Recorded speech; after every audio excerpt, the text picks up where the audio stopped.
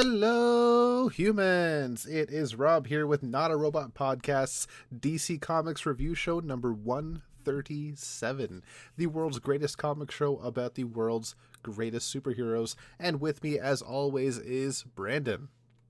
Hello, everybody. And Josh. Why do superheroes always live on coastal cities? How many superheroes live on coastal cities? Actually, it's probably a decent amount. Hal, Barry, Like Ollie, I Batman, think. Superman. Yeah. I mean, Superman technically, but I was looking it up last week, the placement of Metropolis, and it's a little more inland.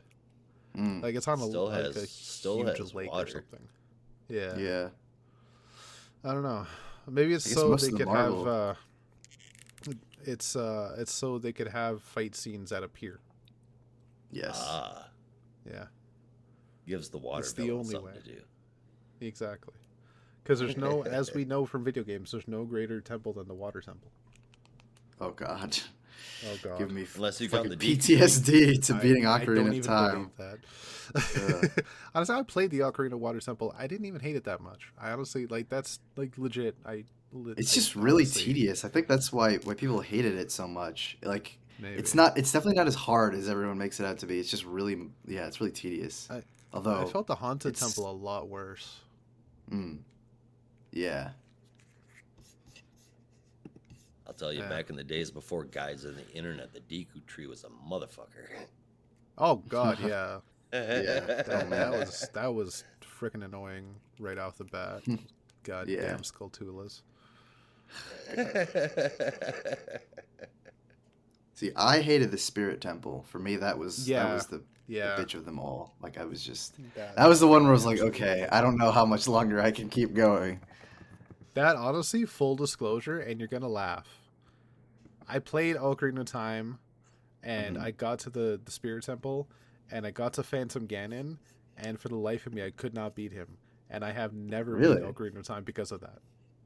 Oh my god! I got wow. to Phantom Ganon. You gotta I spent, fix that, dude. I spent a few hours trying to beat this bitch, and I gave up, and I just watched the rest on Let's Plays.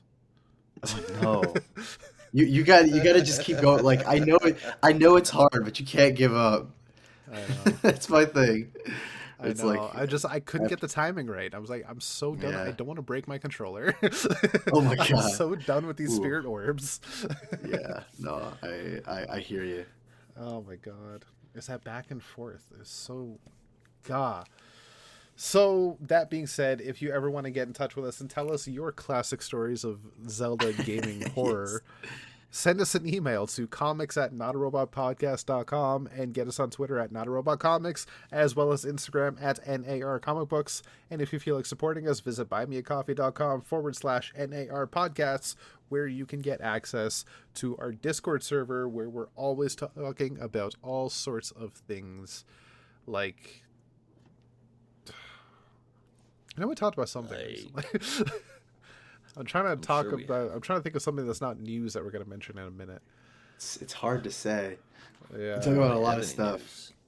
Kirk trying to come up with a funny crisis for DC, but he's Oh, that having was trouble fun. understanding the timeline of DC to pick a villain that's not overused. Yeah. DC is eventually That going was to come to Crisis. Yes. Yeah. It's the No, only I think way. Big Bad Crisis, which was the one I got, Big will Bad happen Crisis. sometime soon. Yeah. That's so terrible. I can see it. Big Bad Crisis. I love it. Oh yeah. Nice. Who would be the villain in Big Bad Crisis? Oh my god. I don't even know. I mean, I joke about Extant a lot, but I feel like I need to go dumber than that.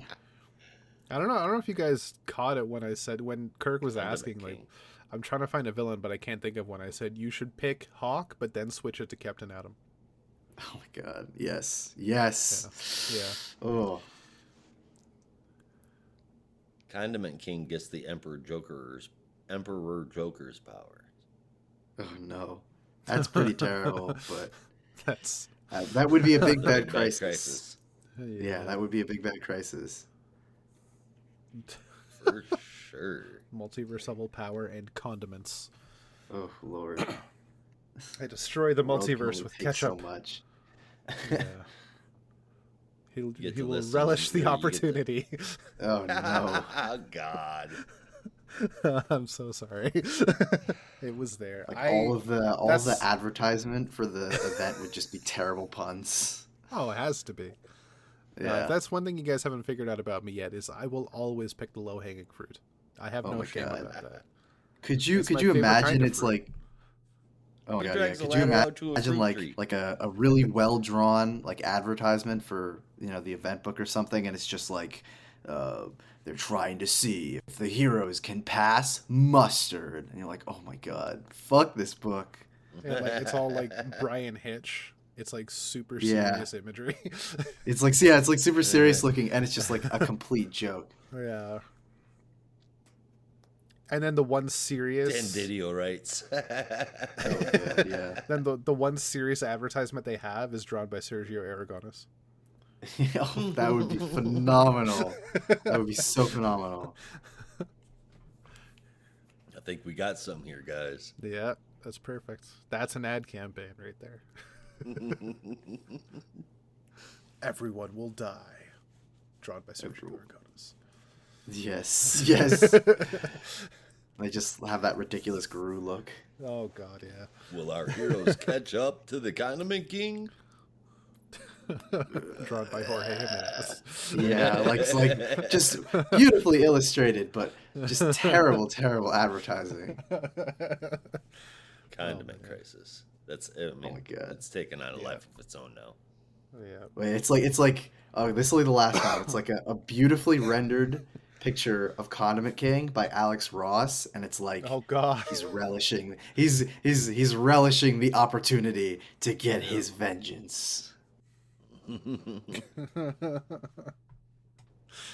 He's Come on, we relishing. know we'd all buy that. Oh God. To be yeah. frank, he's relishing the chance to show that the heroes don't cut Yeah. the mustard. Oh God. Yes. All promotional art drawn by Alex Ross. Oh, that's amazing. Sorrentino. I don't know how serious. It's all like Alex really Ross trippy is. looking. Yeah. No, I was picturing like a very serious, like realistic looking version of Condiment King and all the heroes and Yeah. stuff, but just like the worst, the worst puns you could possibly imagine. Yeah. Like I Make don't it know a how reach out to us. serious Alex Ross takes his work, but I feel like he would love that idea. At least I hope he would love that idea.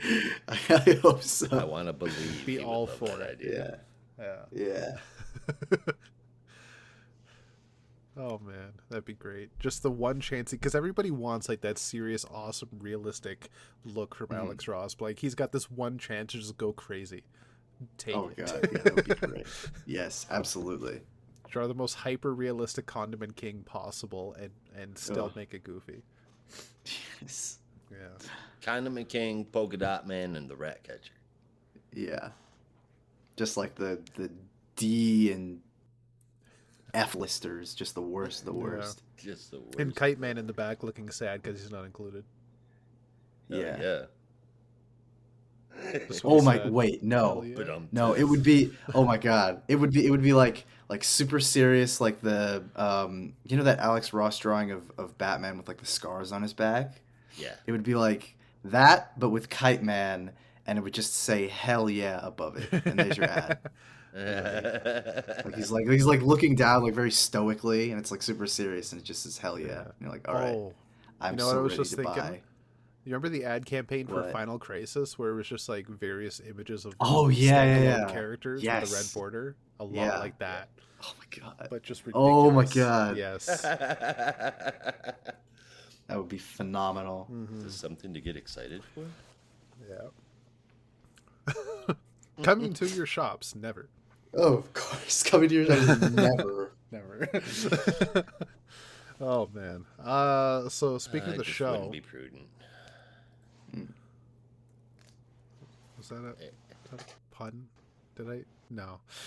Today's books we are looking at Adventures of Superman #1, Poison Ivy #10, Batman #133, and The Flash #794, as well as a couple of honorable mentions.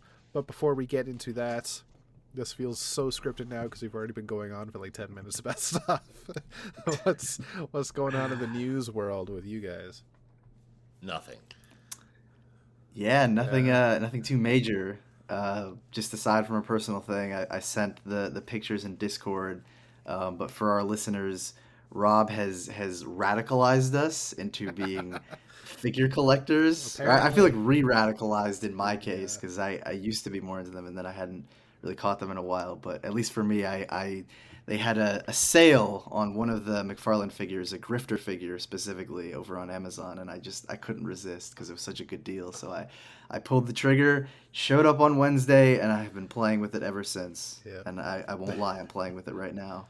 That's fair. I don't blame you. And it's not my intention to make us figure collectors. I just got really... I've always Too wanted late. to collect Green Lantern figures, and I decided I had the spare cash. I was going to do it. And all of a sudden, now we're all doing it. Yeah. That's not my intention, but I'm happy you're enjoying Grifter. It's a sick-looking Oh, figure. yeah. Yeah. No, it's been a lot of fun. But aside from that, nothing else too crazy in my neck of the woods. Right. Same here. I got more snow coming. That's about it. Oh, Oh jeez. God. Oh. Yep. Same here. Speaking of, though, like Weekend's supposed to be another storm. the day after we recorded last week, and Brandon, I meant to ask if you guys had this too, because you're kind of not too far from where I am technically.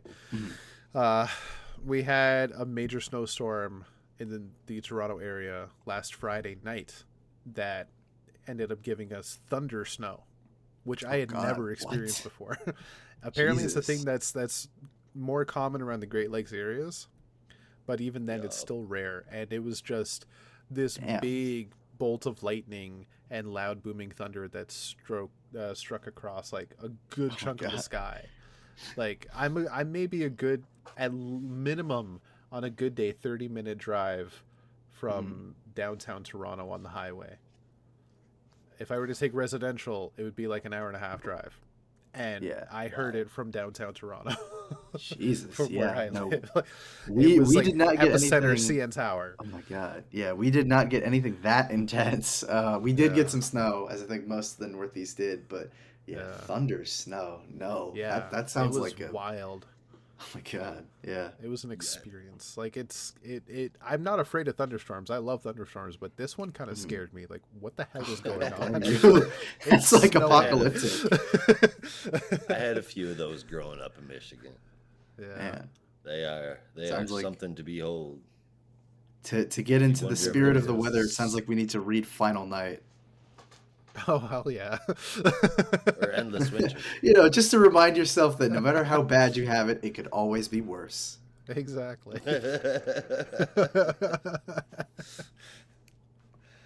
Oh man. Yeah. What about the comic world? Anything exciting going on there? I've heard one thing.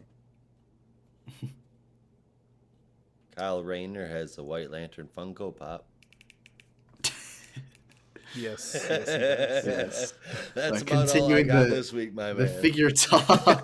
we were before we started recording. We were wondering if the White Lantern version of Kyle Rayner had a figure, and sadly, he does not. I guess there is. No.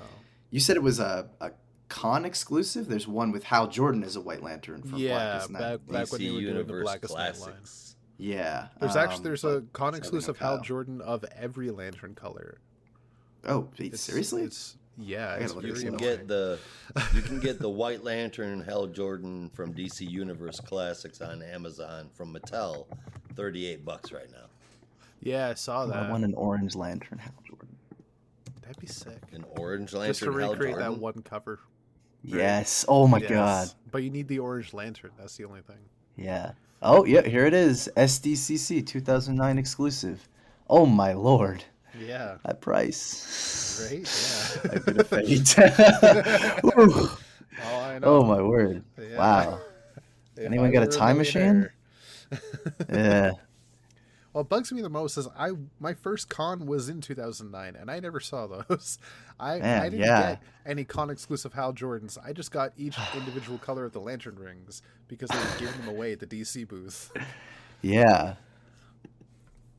And honestly, what I laugh at though is I got each of those rings for free just by going to the DC booth at Fan Expo. But now you can buy those rings for Oh like yeah, yeah, $40 no. for the set. They sell them And on. I mean, I think I got like it's the bundle or whatever crazy. a couple years back. Yeah. It's like $10 or so for all the rings. I find it hilarious that you have to like they cost money now. And there were Yeah. freebies at a convention. Oh my lord, yeah. To me that never should have been. I even remember like they had way too many rings for a while, and that even my LCS that my dad used to go to had a whole Mhm. bunch of rings because DC just sent Yeah. them rings, and they were giving Yeah. them out with comics to every customer. Oh my god. I just, oh Yeah. my god! Yeah, why you did these always cost money? wonder like what happens to the overstock of the free stuff that they'll hand out with a particular comic. Like even recently they Yeah. had the I mean they were giving out the Legion flight rings like years ago, and then they did that Yeah. again when Bendis was doing the title, and then they had the did you guys see the 3 Jokers playing cards? I have like Yeah. 3 I of those did. because literally every time I would go into a store and I would buy a copy of the issue, they would just shove it into my hands because they had too much of them, and they're just like, just take it, please, just take it. We don't want it. So I have like I could if I'd taken a couple more, I could have like had a small deck of those playing cards. It's crazy. That's awesome. Like literally, they're just like, please, just take them. We don't need it. We have too many. No one wants them. Hey, Rob, I found an orange Lantern Hal Jordan on eBay for $40. Oh damn! Well, $40. that's I more don't. reasonable. It's a DC there Universe you go, Classics though. It's not the. I don't think that's the Comic-Con exclusive. No, I don't think so. I think the Comic-Con stuff was This one part kind of of the looks like Blackest that Night Lex line. you have Oh yeah, interesting. with the, You sent me with the the link, I'm green kinda kind of curious what it looks like. transparent power suit. Oh yeah, interesting. Yeah, but this one is orange. Huh. But it's also $40, open box. Yeah, that's not bad. Honestly, now all I need is a Star Sapphire and an Indigo Lantern, and I have one of each color. Oh my god. If you do get an Indigo Lantern, I don't know if you want to get Indigo 1 or Knock, but if I had the choice, I would get Knock because I love his design. Yeah. They're both cool, and you know it. Yeah, they both are. I like Indigo one though. Heroic is pretty cool. And we say, do you mean? Are you talking about Merc? Oh, Merc, sorry. What did I say? Knock? No. Yeah. No, that's like the That's their phrase that they language. say, right? Yeah. Oh my god, that just my brain. It's like they're aloha. This is why I need It's more you than one to thing. be the lantern expert. We're all an expert on something. Yeah, but yeah, no, For I me, love it's that lanterns. design For you, for Merc. it's everything else. It's everything else. Everything and nothing. Yeah. They actually wait, no. I feel like I already know the answer, but they have a Saint Walker, right? That was part of the Blackest Night line. Yeah. Yeah, okay. They had a lot actually for that line. There was Oh, quite a yeah. few. I think there was something like 9 Yeah. different waves of 4 figures each. Damn. That's insane. Yeah. I just forget how popular Blackest Night was. Yeah, like people still talk about it It as like, was like huge, the son. event, like the Yeah. DC event. And I feel like some that's- people, that's- it's still like the best one. Yeah, in the history of like character specific events, I feel like that's gonna be a hard one to top, just Yeah, in the history of DC Comics. it even tops some With all the Crises, though, I gotta tie-ins. say. Yeah. With all the tie-ins, about half of them were pretty damn decent too. Yeah, Yeah. like it's I feel like the arguably only- DC's so most many successful tie-ins. event. Oh, definitely. Yeah, definitely. And there's a reason like they're still. I mean, maybe they did a little too much with some of the tie-ins, but I mean, there's a reason that they literally reissue an absolute edition of Blackest Night like every 2 years. People Yeah. keep buying it. And that's the thing with the tie-ins too is, it doesn't even have to be a hefty part of the story for it to Hmm. be a good part of the story, right? No, not really. Yeah. Like the fact that they even pulled that publicity stunt with bringing back titles that for one extra issue with the same numbering that they canceled like 20 Yeah. years prior, that was interesting. But on top of even just like Catwoman, which I don't think I've still read, just the fact that they have even with Justice League, they have that one shot tie-in that's part of the series, and it's just Yeah. here's a dead character you had issues with and you never got to resolve, and now you have to resolve them. Like it's such a Oh God. simple thing, like it just works. Yeah. No, Yeah, I agree. it brought and Yeah. it was, just like all of the tie-ins are supposed to be, how that superhero is affected by what's going on. But Yeah. like not all of them, I won't say all of them, but a damn good majority of them actually did that instead of having it just like briefly mentioned in the background while some silly side story came on. Yeah. It was done real But they're well. also, I mean, for the most part, they're pretty standalone. Like, obviously, you need to know the background of Blackest Night, but even like the tie-in that I like the most, the one that I could probably just read outside of the event is the Atom and the Hawkman one that I think Jeff Johns and Ryan Sook did, and that one's just really Yeah. good. Like, it Oh just yeah. it's a great little reminder on Ray's history, but it's also just a great Ray story or a great Atom story. So it just kind of works And effectively in both ways. it's very much tied into the main book as well in a way, because that Yeah. the setup for that whole issue is in like issues 1 and 2, I think. Oh yeah. Yeah. You won't get something like that again, I think, unless I don't know. I mean, the Unless only something. thing that I can think of that comes kind of close to that is because I mean they have events that spin out of like books now. It's pretty Yeah. common, especially over at Marvel. So I was thinking like I don't know, like the Absolute Carnage King in Black thing, where that was. I mean, it seemed to do pretty well and it had a Yeah. decent number of tie-ins. Certainly not as many as Blackest Night, nor at the same quality. But yeah, I don't know. I feel like Blackest Night was kind of unique in that way. It's going to be hard to Yeah. top, at least in the DC side of things. It's gonna be hard to top, period. Yeah. Because Yeah. DC's better than Marvel. Anyway, Anyway, You say that, but I actually I forgot. You just reminded me. I wanted to bring up, and I keep mentioning it. Fantastic Four, what about it? like the current run, like Ryan North. Brandon, I don't know if you're reading it, and if you're, I have not been actually. I was going to kind of wait Okay. for them to stock up for a little bit and then just binge it. Fair enough. Like they're up to issue 5 now. It's actually really Okay. freaking good. Ryan North has a Sweet. great voice for the entire cast. I'm excited. It's traditional really- I saw some of the art. it's It looks really fun. good. Oh yeah, the art's really good. Every cover is by Alex Ross, which is excellent. Oh, And it gorgeous. has a classic feel to it as well. Like it's classic Fantastic Four. Like this most recent story, they're I won't give anything away. They're doing kind of one long story, but they're doing stops along the way. And this week's issue just felt so classic and original. It just a treat. I felt nostalgic just reading it. That's Is awesome. really good. Yeah. And Josh, I recommend it to you too All right. if you like the FF. Well, I love me used some to FF. a long time so- ago. I haven't read anything by them in a long time. Except when they did the gimmick shit like just FF, or when Spider-Man joined and they were doing the Yeah. all white Oh, suit shit. that stuff was phenomenal. Mm-hmm. Oh my god. Yeah, Future Foundation was a fun time. Oof. Yeah. Arguably one of the best Fantastic Four, the whole Hickman stuff. Best Oh, yeah. Fantastic Four material in the Fix last 20 everything. years. God, Yeah. I still get goosebumps when I think about Reed just Oh, trying man, to fix yeah. everything. Like, it's so Yeah. good.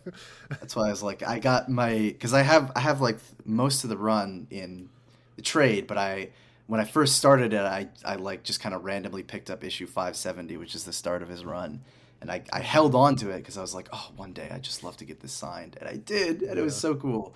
And yeah, Oh, you lucky so turd. that is real special awesome. to me. And also with the famous Death of Johnny Storm issue. Oh yeah, that's a phenomenal Yeah. one. That You're is a talking about great the story. silent issue, right?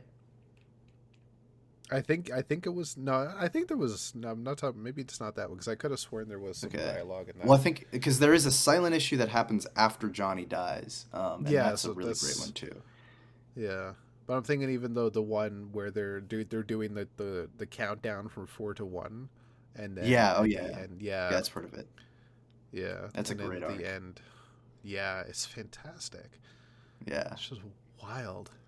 Yeah, but that silent issue in particular, that's I mean, I would say it's on par with the Batman and Robin issue from Tomasi and Gleason, just a really great one where Yeah, it's the four trying to process the death. Well, not even the four, but the three of them trying to process the death of Johnny, and then you have this great yeah. backup story with Pete and Franklin Richards, and it's oh my god, it's so good. Oh God, I So forgot about that yeah. story. Yeah. Oh Oh, it's man. so good. And it's called Huh. Uncles and it's like it's so Yeah, touching. Like I still come back to that one and it hits yeah. me in a That's a special good one. place.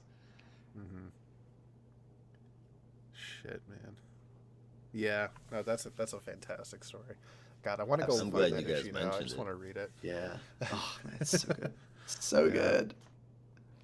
That whole All run. right. Excellent, but But yeah. yes, the other thing I was going to say that I thought of is speaking during that run, we also get introduced to the Council of Reeds, which begs the Yes. question: how many freaking councils are there? Because the Council of Reeds, there's the Council of Kangs, there's the Captain Britain Corps, there's the Spider Verse. How many Mhm. groups of multiversal characters are there that Well, meet up on a regular basis for You said the Doomsday Captain Cop? Britain Corps, right? Yeah, Yeah. including Yeah, I Spider don't UK, who has dual membership in the Captain Britain Corps and the Spider I Verse mean, Squad. theoretically every hero could have their own council. I mean, it's I don't know. Realistically, I feel like realistically, it's like if you're a hero of some renown, there's a possibility that there is a multiverse of heroes that are also versions of you that also have a council. I mean, yeah. Superman had the Superman Squad. Green Lantern, they had the Multiverse Watch The or whatever it's multiversal called. The lanterns, yeah. yeah, the Multiversal Lantern, Overwatch, or something like that. So Yeah. I don't know. I feel like it's if you, like I said, if you're a hero of some renown, you're probably gonna have some kind of multiversal versions of you that eventually want to form a team, or Hmm. council, or secret society, or something. Yeah. That's fair. Personally, Yeah. I'm waiting for um, the Society of Things, the Society of Ben Grimm's, where it's Oh just God. all the different multiversal versions of Ben Grimm, and it's led by the Ben Grimm that's Blackbeard, and he's just like super hard-assed and is like a great leader, and that's what I want. That'd be Give me sick. that 5 issue series. Imagine the battle cry coming out of the portal when all the Council of Grimms just it's clobbering Oh time. my God, yes. Be a You don't know how deafening badly I want roar. that now. Oh man. Doctor Doom quivering in his boots. Like God, no. What? There's like a Oh whole man. team of them. I can't deal with this. Yeah. But that would also include Ultimate Ben Grimm, who is more like Wonder Man now. True. Yeah.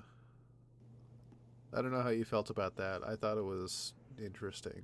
Not great, Yeah. but interesting. It's funny. There's like there are decent parts of the Ultimate FF run. I mean, I haven't finished it in entirety. I kind of jumped around from arc to arc, but there are some parts that Yeah. are not terrible. I think the stuff from Mark Millar is definitely pretty skippable, but Mike Carey did like a Yeah. decent little run on the Ultimate FF book, and it's actually pretty good. Like it's better than Yeah, it it's has definitely any some right interesting to stuff. be. Yeah, it's definitely better than it Yeah. has any right to be. I mean that whole story when they introduced the Marvel Zombies Yeah, concept. That was really good. that That was story. fun. Yeah, that was pretty fun. Yeah.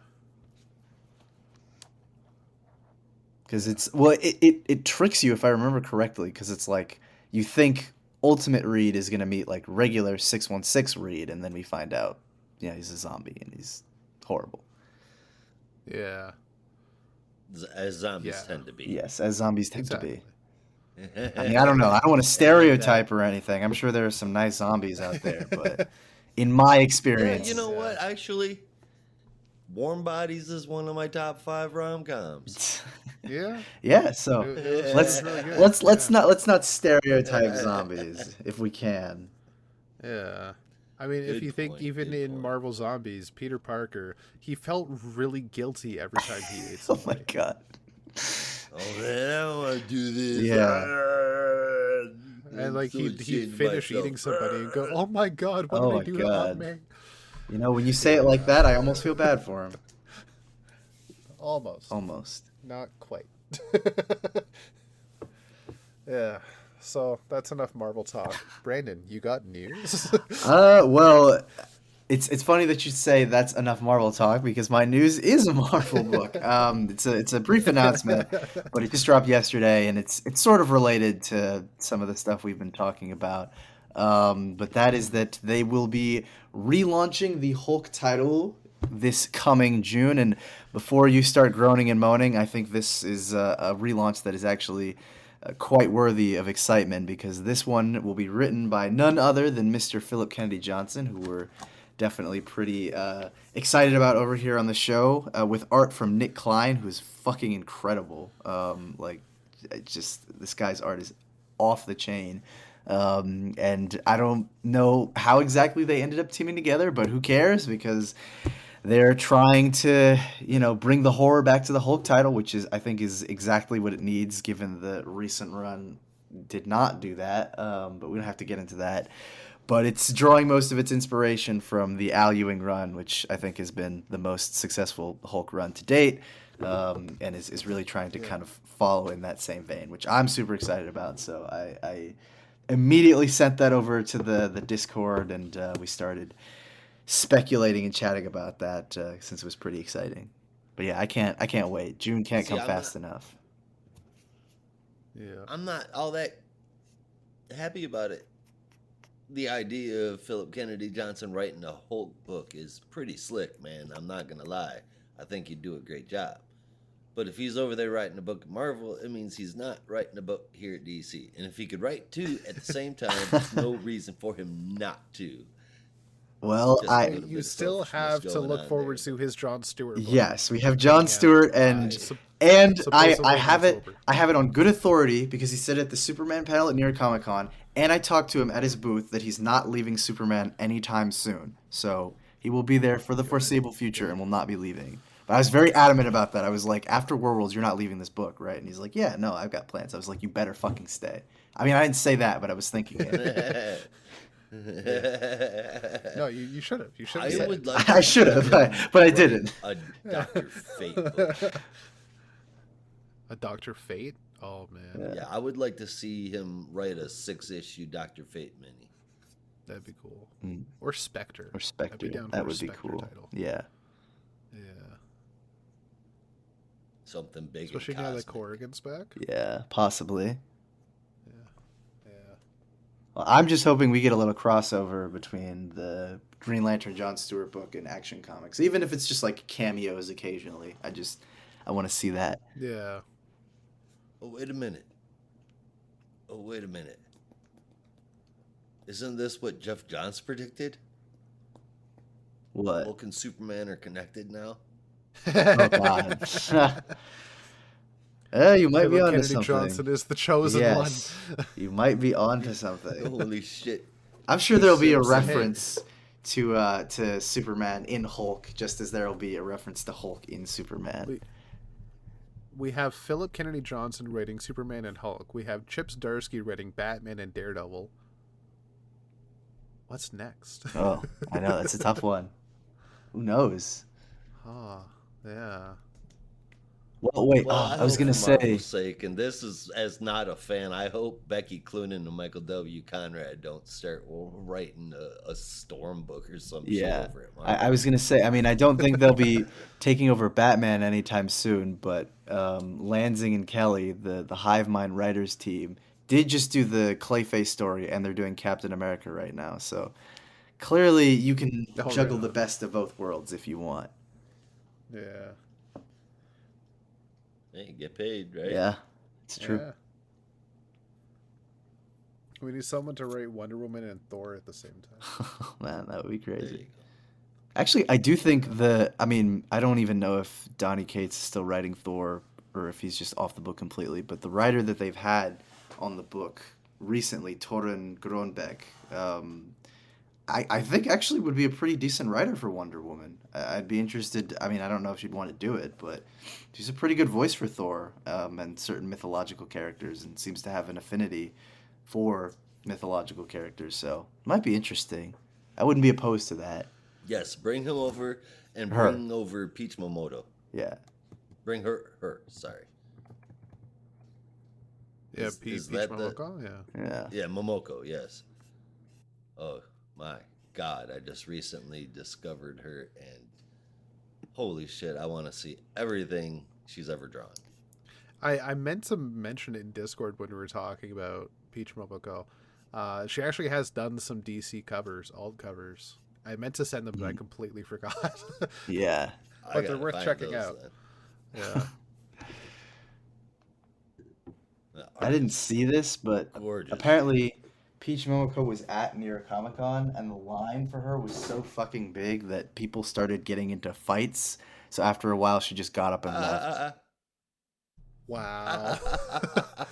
Fights over what? It was that bad. Like, I was in line first? Like, Who knows? it's wild. All right, hang around, and we will be right back. Now, back to our program. Yeah, I Yes, can hear he's you. Okay, back, cool. ladies and gentlemen. There we go. Yeah, are we ready to get back at it? Yep. Yes, sir. Okay. I don't remember what we were talking about, but I'm going to segue into, because I think we were just kind of rambling, weren't we? I think we Something like kind of that. trailed off topic Yeah. from Something like that. everything. So I'm going to segue into a special segment we have for the week. Seeing as it's a very small week, we kind of padded the runtime as it is already, but I have a little quiz that I wanted to introduce to the boys today. A new type of quiz that I developed this week, and Alright. it's I don't have witty titles for this, so this is just called character descriptions. 5 characters. I describe a character. You tell me what character it is, and these descriptions are fairly vague, and I think they are all 1 to 2 sentences, but 2 sentences specifically. One is very vague. The second sentence or second half of the first sentence will give pretty much the answer away if you know your DC stuff. All right. All right. Just shout it out if you know it.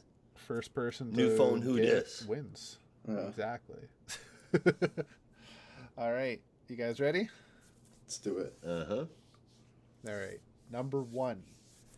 A stage magician with actual mystical powers, which are notably controlled by invoking commands, speaking incantations Zatara. backwards. Brandon? I Zatanna? said Zatara. Zatara was... You said Well, which Zatanna? Zatara? Is it Zat? I'm going to say it's Zatanna Zatara. It is Zatara, Zatanna Zatara. Okay. Because the second sentence is they use them to follow a legacy. And a legacy okay. is yeah. Zatara. Yeah. Damn it. Now you're That's starting not- to see that's where the not trickiness clear. comes in. There are 3 Zataras. You gotta specify which one. Exactly.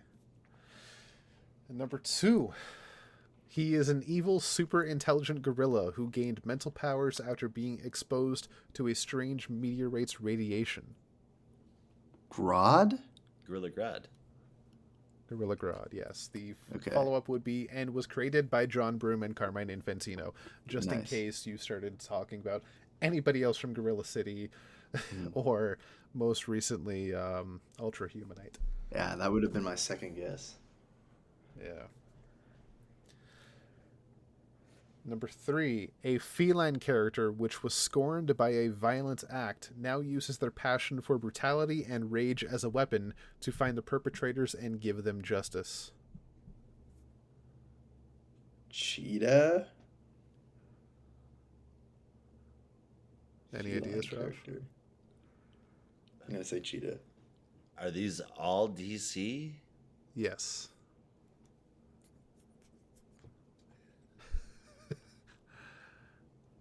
Second sentence. Hold on. Features one of the most depressing origins ever created.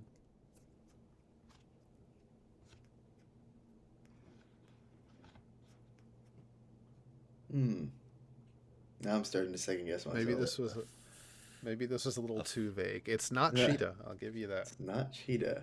Well, it's not Cheetah. It's not Catwoman.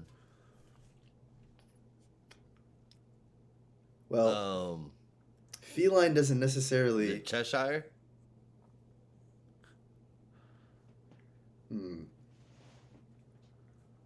I guess not. Sorry. Is it Cheshire? No. Is it Catman?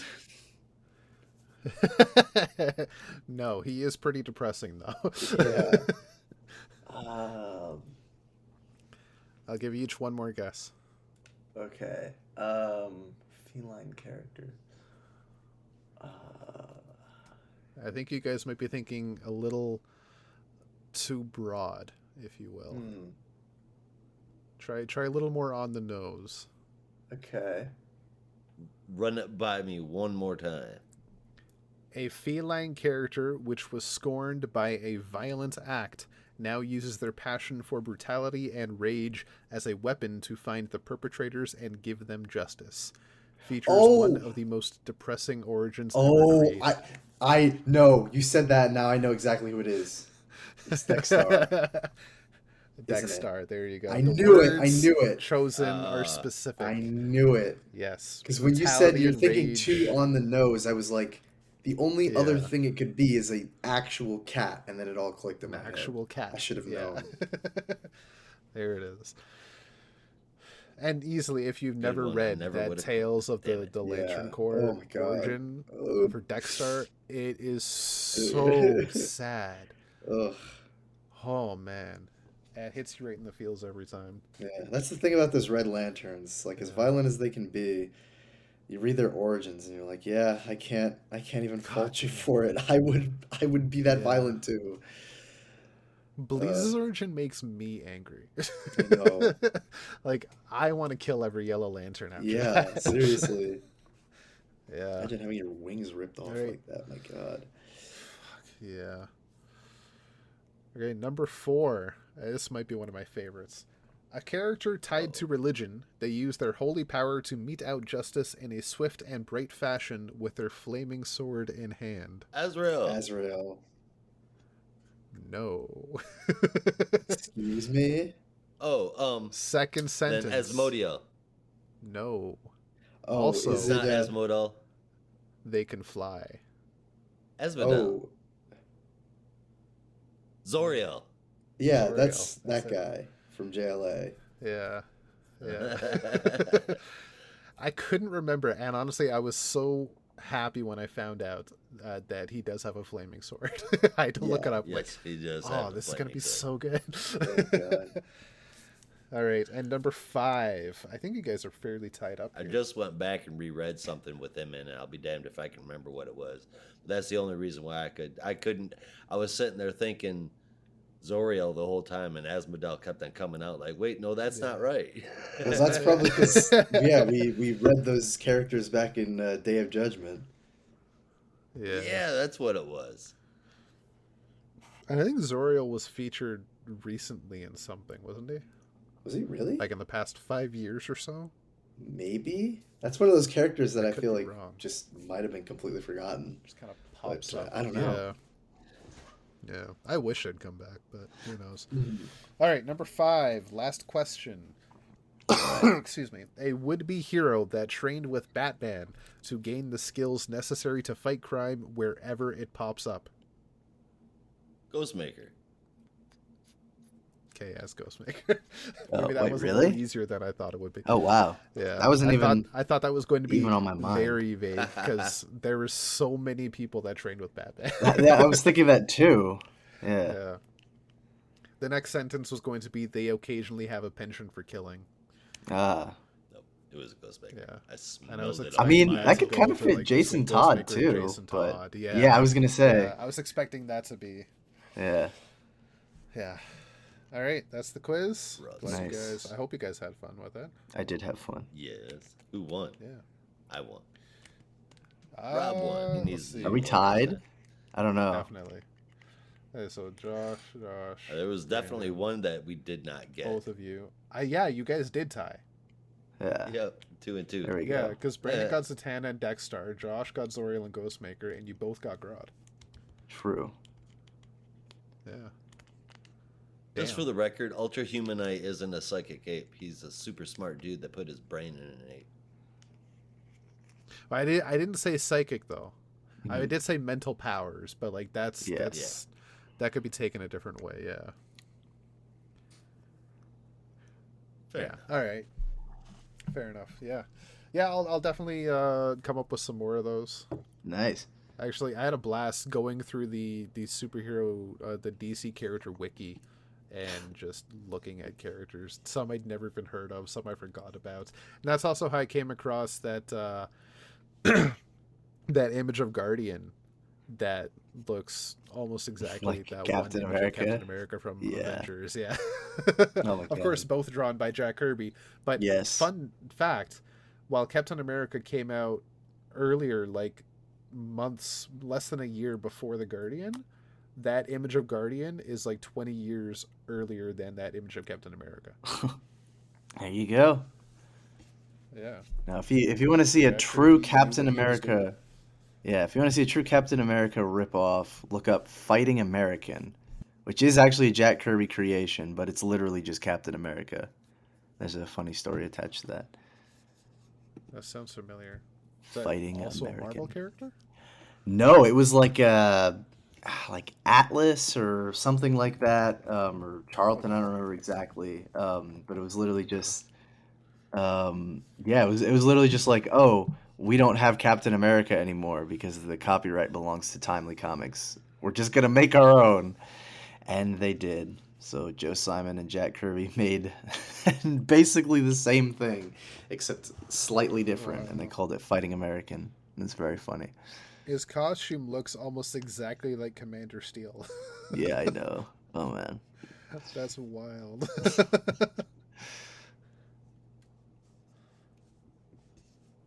Oh, yeah, That's a there we go. DC creator comic owned. book. Mm. That blows my fucking mind. That's a DC comic book. Oh, wow. Oh, so DC had the rights for a while, I guess? Maybe, yeah. For some reason, I thought it was someone else. But yeah, I don't remember. Because I'm looking on the wiki right now. It was published by the Crestwood Publications imprint Prize Comics. Yeah, Oh, well, But it then was there's creator a owned. simple matter of a purchase yeah. going I on want to say there. Atlas had it first, but Yeah. I don't remember. Could be. And then There got was Harvey kinda shifted around. Comics. There was an Inventory Tale in Marvel Comics, DC Comics, and Awesome Entertainment. Yeah, the 5 publishers listed are Prize Group, Harvey Comics, Marvel Comics, DC Comics, and Awesome Entertainment. I'm just Oh my God. Oh Jesus. Awesome Entertainment. That's a Rob Liefeld Yeah. thing. I almost want to see what that looks like. Yeah. It's probably terrible. The There's first tab on the there's a Awesome Fighting Entertainment wiki. American on Pre- Yeah, MLC. yeah. That's something else. It actually looks better than the Captain America that Liefeld would draw, the one that looks like it has a E cup. But only on Oh, one man. side. Where is Yeah, the only on movies one coming side. from, my friend? Yeah. E cup on one side, A minus on the other. Jesus, yeah. Captain America, aka Biggie Smalls. Yes. Oh. Yes. Yes. They are Love both it from when New you come York. to Big country. Oh man. All right, that's enough fun. Let's get into some books. That's fun, Yes. Yeah. Yes, the books are not fun. yeah. Oh, the books are too fun. Yeah. All right, Josh, I you even got bet some that honorables? Batman and the Joker Deadly Duo. I bet you that's fun. I've enjoyed it so far, but I haven't read it this week. I did check out Monkey Prince number 12. The end of the series wraps up everything from Lazarus Planet as well as the plot points from earlier on in the series too. Like with his parents. You really should go and check it out. Brandon, Yeah. I know you There haven't there been is some reading the stuff Monkey left. Prince, but I thought it was only a 12-issue run. No, I mean like there's some plot left. Like they left some stuff open. Well, yeah, Like not, with Ultra Humanite and the Monkey King is still out there somewhere. And that person that took some of that essence. fair enough. Okay, so they Yeah. didn't wrap everything up. There's still No. more story to be told, but as Yeah, far as all the but not story in plot this book. points and all of that, Yeah. um, it was really good, and you should go check it out. Static Shadows of Dakota. That first page is nuts. The rest of the book's pretty damn good too. Season 2 looks to be building something even better than season 1. I mean, it's a little early to say for sure, but I'm digging it. And then for those who are looking for the trades, the Flash 1 Minute War, Start the Clock collects the first 3 issues of the 1 Minute War, all nice and tidy for you. We're probably going to get 3 issues each for these, and then if you wait a little while, it'll all be in one book, and then you wait a little while longer, and it'll be in a special collector's edition book. I think that's the way it goes, anyways. But that's all the honorable mentions that I've got.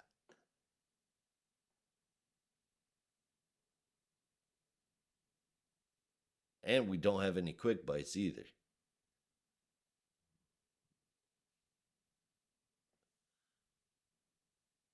Hey, Rob, you're on mute, homie.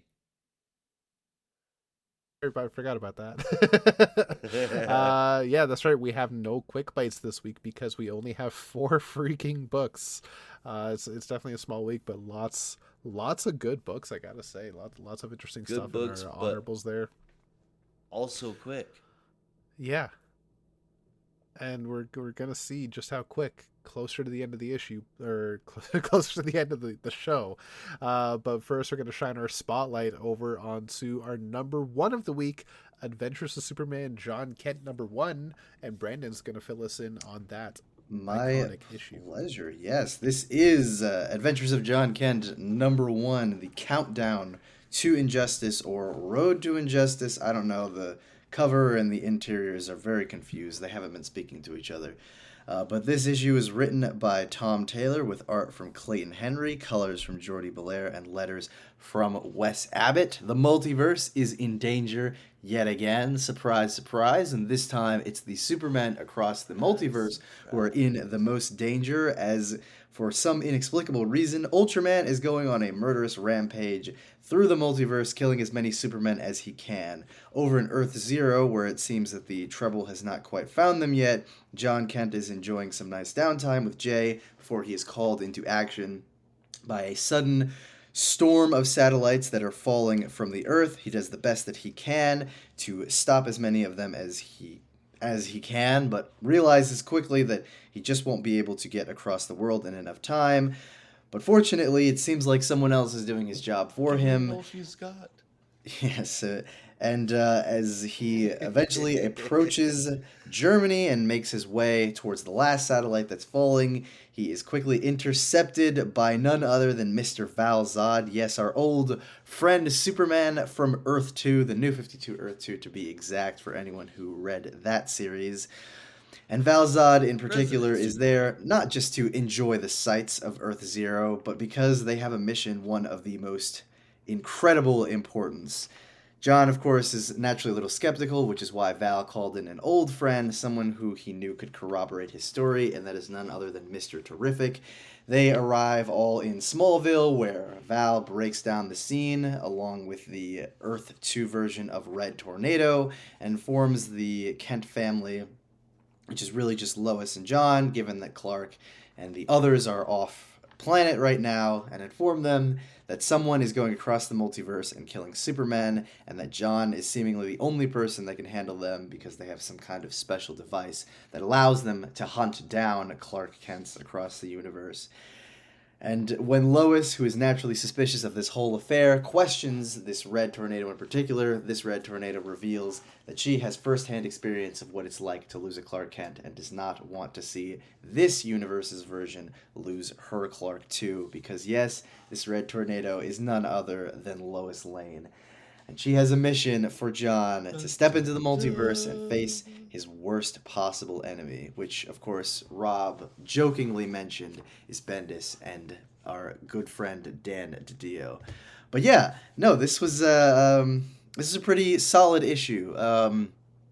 I can't say it's a phenomenal first issue. It definitely is. It gets stuff going pretty fast, but I still feel like I need a little bit more before I'm really invested in the series. But I love the concept. I love John just kind of having a new elevated role and is, tackling a threat that is seemingly taking the multiverse down, or could potentially take the multiverse down. We'll see. But yeah, no, it's a solid concept. Not a great first issue, but a solid enough concept that I'm interested to see where it goes, but I'm not completely invested yet. So this one got an 8 out of 10 for me. Also, the art in here is just really great. I feel like Clayton Henry continues to impress with each new book that he does, which is certainly saying something, as I was not a big fan of his art for quite a while. But yeah, 8 out of 10 for me.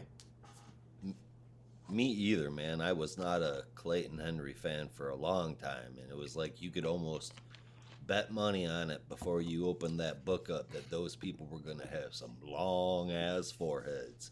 Yes. But watching him over the past couple of years do more and more books, man, you can see the growth in his artistry, and it's been a hell of a ride because I like the stuff that he's doing now. I love this issue. The red tornado being Lois Lane thing is a little interesting there, and fingers crossed, John gets to get a little payback for the volcano time he had. Hopefully. Yeah. But I do have a question Not a bad about opener on something go I ahead. had my doubts about. Yeah. Well, I'll let you finish, but I do have a question about what this series might potentially be leading towards. And I'm interested to hear your guys' thoughts. Convergence. All right, so Oh God, All what's comes happening full is- circle. No. The In series the- that birthed John Kent's comes No. to an end. Oh with John God, Kent's. don't even say that. No. Rogolzar. No, I'm just kidding. No, please. Oh God. Oh my, wait. Conversion. Does that mean No, that I the think- god, the king himself, Talos, will return and be the true villain of all of this? Oh God, I hope not. Oh man, I'm sure that was such a big meme It'll on be- the DC Comics subreddit about Talos. Did you guys ever read the 6-issue Telos solo mini? No, but I really want to. It actually wasn't. Is it? Okay, it wasn't great, but Really? it does feature Telos very heavily, and it does provide an epilogue to his story. Okay. Yeah, I don't know. I remember seeing that and I was like, Does that why make would it any anyone better? ever? Why? Yeah, I honestly I read it out of necessity because I kind of enjoyed Conversions, even though I didn't like Telos. What are you talking about? He's the greatest character that ever was. I mean, other than extant. Yeah. Yeah. Ed Rogolzar. And And New Rogolzar. 52 Lobo. Rogolzar. Oh God. No, Yeah. so to answer your question, I think what we're looking at here is that we've got a lot of different super people, right? And we need to differentiate them. Natasha from John Henry has already been done fairly well, but they're just like they're doing with Supergirl and Power Girl. I think that they're evolving one of the characters in order to make them more than just a carbon copy of the other one. And I think that that's what we're looking at with Clark and John too. Clark's powers are elevated from what they are, but they're going to give John these. Obviously, he's getting the Blue Lightning Superman powers and probably a little bit more development along the way while he deals with a Clark killer. in Oh, I Ultimate, actually meant more which just I like hope whether finally meets his demise.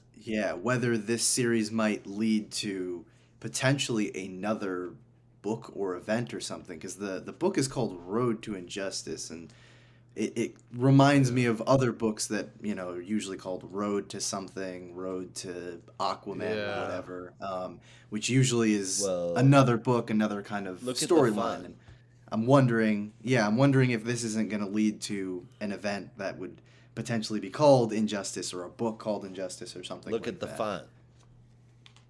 Look at the font on the cover of that book. Yeah, no, I know It it's is the it's same the font Injustice video for game. Injustice Yeah, but and the that Injustice title comic. that title feels Yeah. kind of like it may potentially lead somewhere else to another book, but could just be I speculation. think I it's don't know. definitely leading to after some this sort book of is done. Injustice event. Yeah, exactly. Could be, yeah. Where the Injustice universe converges on Earth. Oh God, Prime. stop! No, I don't want it Enough again. with the Convergence book. No, never again, Convergence please. 2, Electric Boogaloo. Oh God.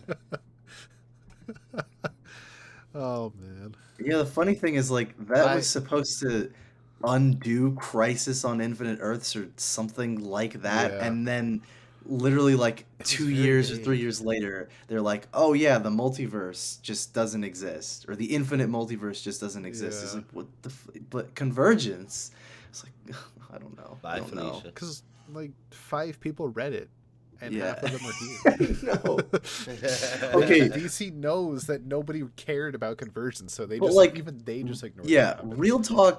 The only reason people read Convergence was because of the tie-ins. Because the tie-ins were fun flashbacks to moments of Yep. pre-Flashpoint history, and everyone was like, "Oh wow, finally! We get a book with Wally West as Flash again. We get, a Yeah. Titans book. Like, how long has it been?"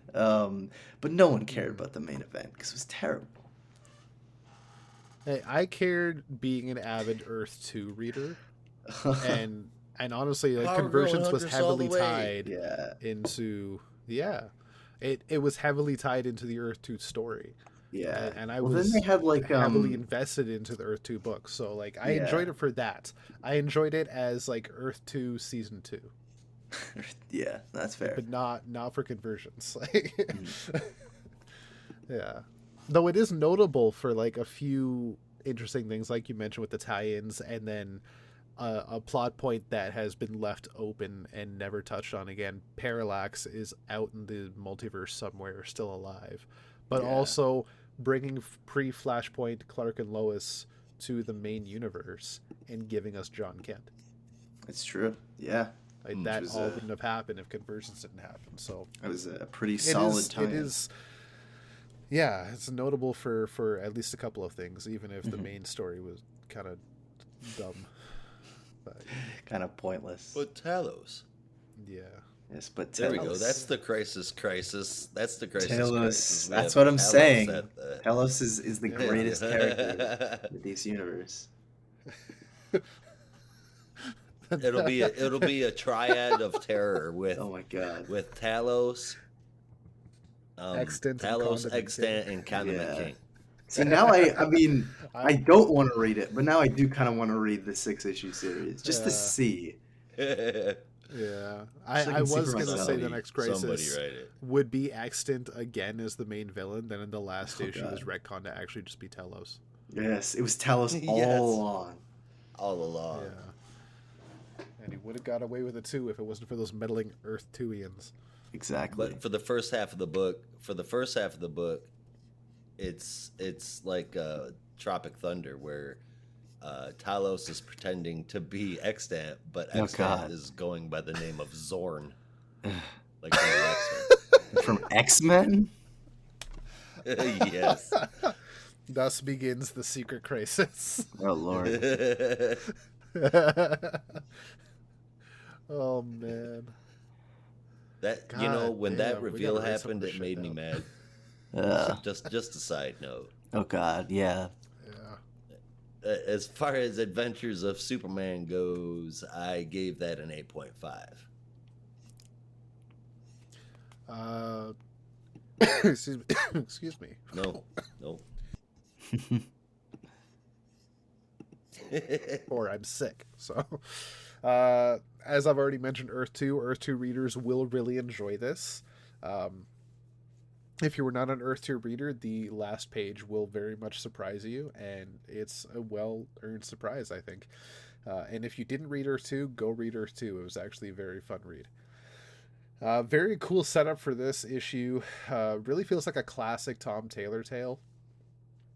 I'm excited to see where he goes with this, especially knowing where some of the story is going to go, as they've kind of buried the lead with the cover here with Road to Injustice. At least we know when that's happening. So I'm curious to see where the hell else this could go, because there's already quite a lot to come in 3 issues. So where does 4, 5, and 6 take us? I'm very excited for that. So for this, 8.75 out of 10, very solid home run. All right, with that, Sweet. we've been going for about an hour and a half. I'm I'll go actually ahead going and skip to. it. I've already got it marked down. We already took the commercial. Oh, did we? Yep. Oh, Well, you heard it here. We did take a commercial. I guess we did. Before we Had get Barry into help that, me though, with the timeline. a couple of points of news that actually came across my feed while we were talking about Adventures of Superman. The 2 things: Warner Brothers and Rocksteady have delayed Suicide Squad Kill the Justice League another time from May to So it's another Thursday. questionably Cool. later this year. They have not given a solid month, let alone date, but supposedly later this year. I think that is probably in response to the backlash after the leak of all the features of the game. So that's gonna come eventually. Hopefully, maybe they rethink some things with some ideas with the strategy of the game, because it does not sound interesting to me at all now. And Batman: The Cape Crusader, that fated TV show brought to us by J.J. Abrams, Bruce Timm, and Matt Reeves. It has been picked up by Amazon with 2 seasons on order. So that is something to look forward to. Thankfully, That was such a canceled. stupid idea for HBO Max to let him go. Yeah. Like this is going to be, at least I hope, on paper, it's a solid fucking cartoon. Between the character designs and the producers you have in the background, like, come on. Yeah. I'm happy I have Amazon Prime for this. So, yeah, we have that to look forward to. It is not canceled. So, that's coming. Yeah, so that was just a couple of last minute additions. And now we're going to bust into our full dive reviews for the week, starting off with Poison Ivy, brought to us by Josh. Yep, that's me. And damnedest thing. There we go. I forgot to write down the credits. So we were written by G. Willow Wilson with art from Marcio Takara, colors Arif Prianto, letters Hassan Atmani Al-How, and Jessica Fong on the cover. And the cover was, as always, so awesome. Like, I want Jessica Fong to draw me something. But so issue starts out like this. Janet is doing everything she can to convince Pam to stick around and go to a wellness retreat, but Pam is having none of it. She is going back to Gotham to be with the woman that she loves. That is until Janet, probably not accidentally, lets it slip that Gwendolyn Caltrope, the woman that owns the retreat, speaks about conscious capitalism. Not something Poison Ivy is cool with. So that gets Pam to want to go pay a visit, and off they go. Except it wasn't a slip, it was a ruse to get her to go. So it's all self-care, self-stuff crap, and it annoys Ivy. Me too, Ivy. It annoys the shit out of me too. But so some weird green juice gets passed around. Don't drink the Kool-Aid. And everybody starts tripping and loving and stripping and making out. Janet confesses that she's got a thing for Pam and kisses her, and Pam gives in while rationalizing her actions to us. After the trip is over and all the visitors are like, what the fuck? Then everyone starts getting Lamia growing on them. The Lamia has apparently decided that living inside of Ivy isn't good enough anymore, and it starts to spread around, which is what she thinks is the reason she was so affected by the earlier hallucinogenic. Now the Lamia is out in the wild. I have been in love with this story since day one. That's no secret, but it's largely because it's every issue, man. The story moves a little further.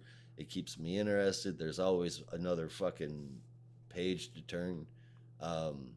Settings are all done right. Pacing always feels spot on. The art is, of course, fantastic.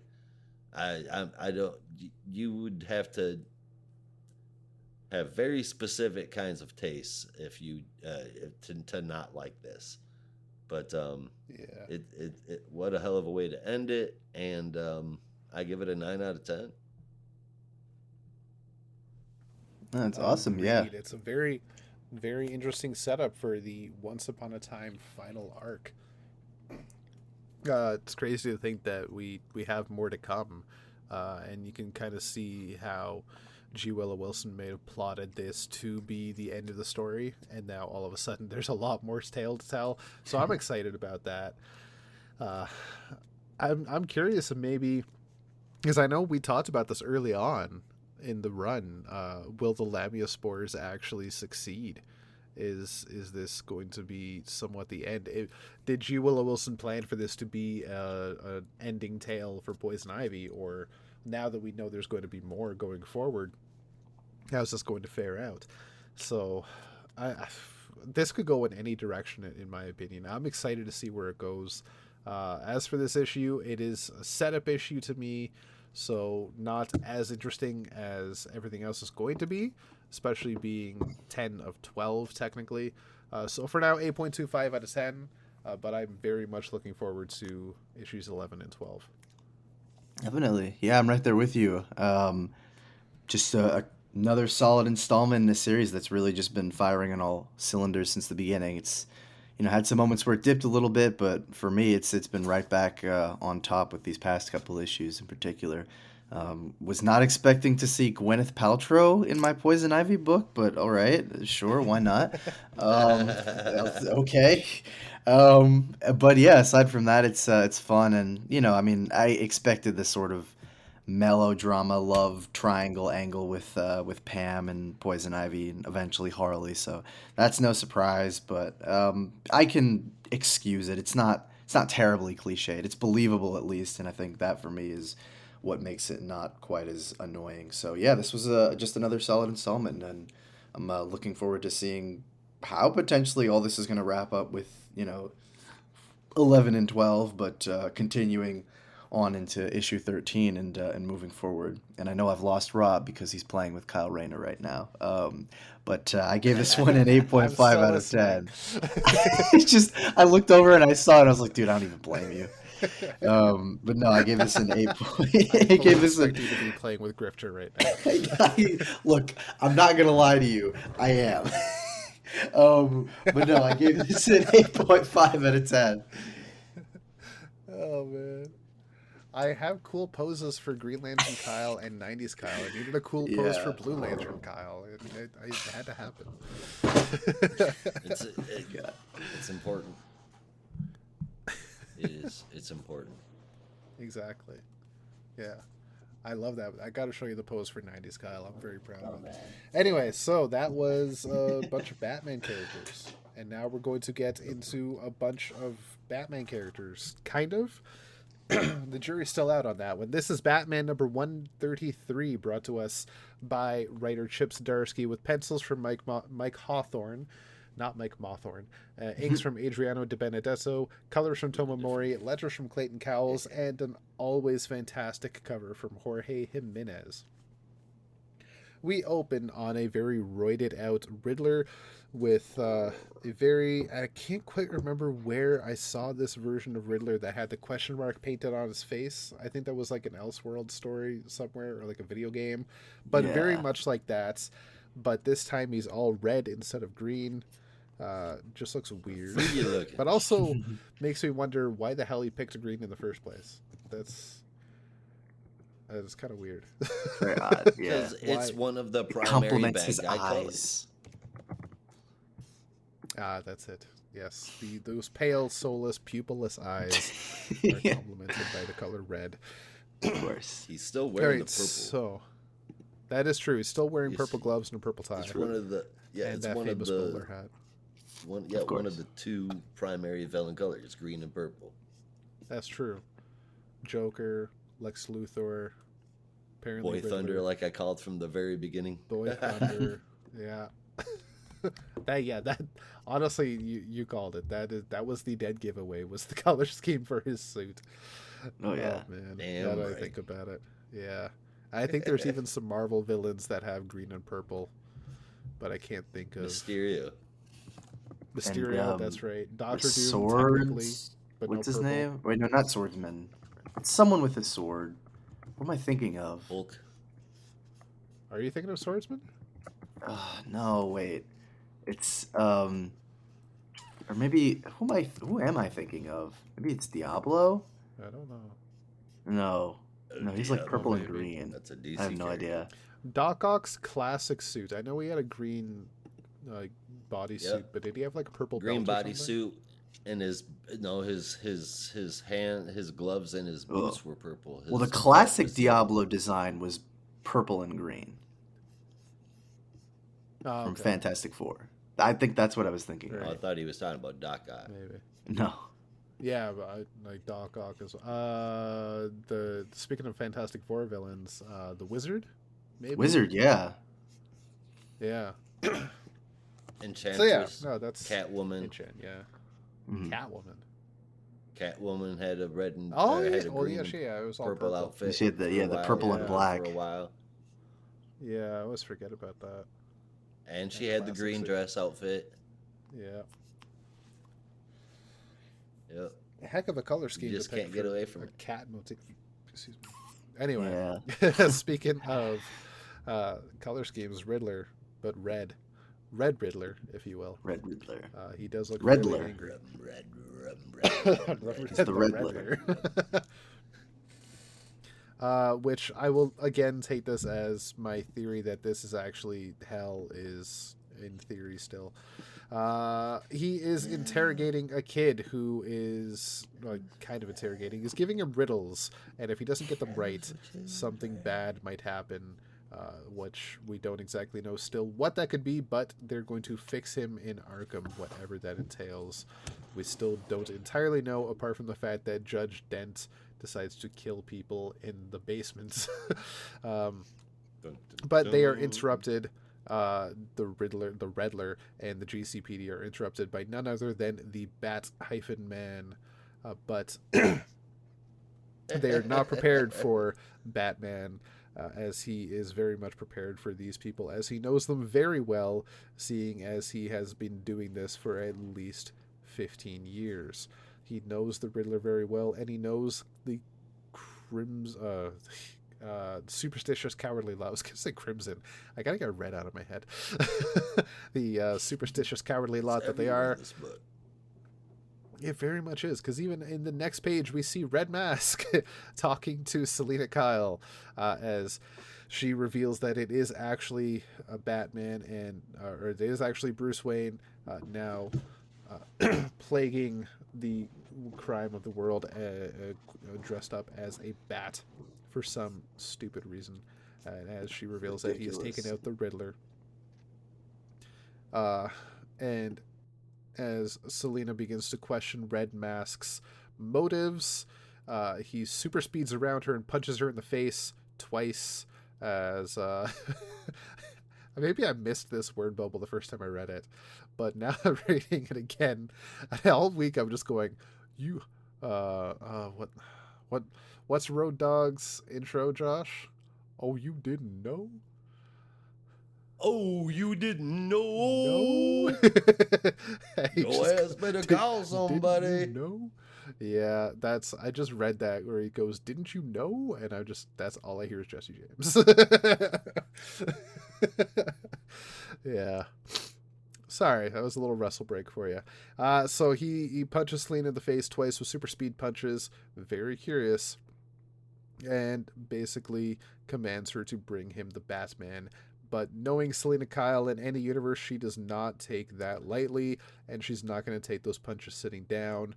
She may go along with the plan on face value, but let's face it, she's going to betray him because he's a dick. We then go on to see Batman at the grave of Batman. It's a weird multiverse theory and all that. He's digging up his own corpse to see if he's actually there and maybe try to figure out what the hell's going on, while also pondering the mysteries of this universe, including one Darwin Holiday, potentially this world's universe version of the Joker. But he's interrupted mid-coffin opening by none other than Alfred Pennyworth, to which he reveals his identity and reveals that he is actually Bruce Wayne from another universe, and convinces Alfred that maybe he is actually here to do some good. And Alfred watches Bruce take Bruce away and falls to his knees in fear and crying. Tears. That's the word I was trying to think of. Tears. Tears and fears. Tears and fears, yeah.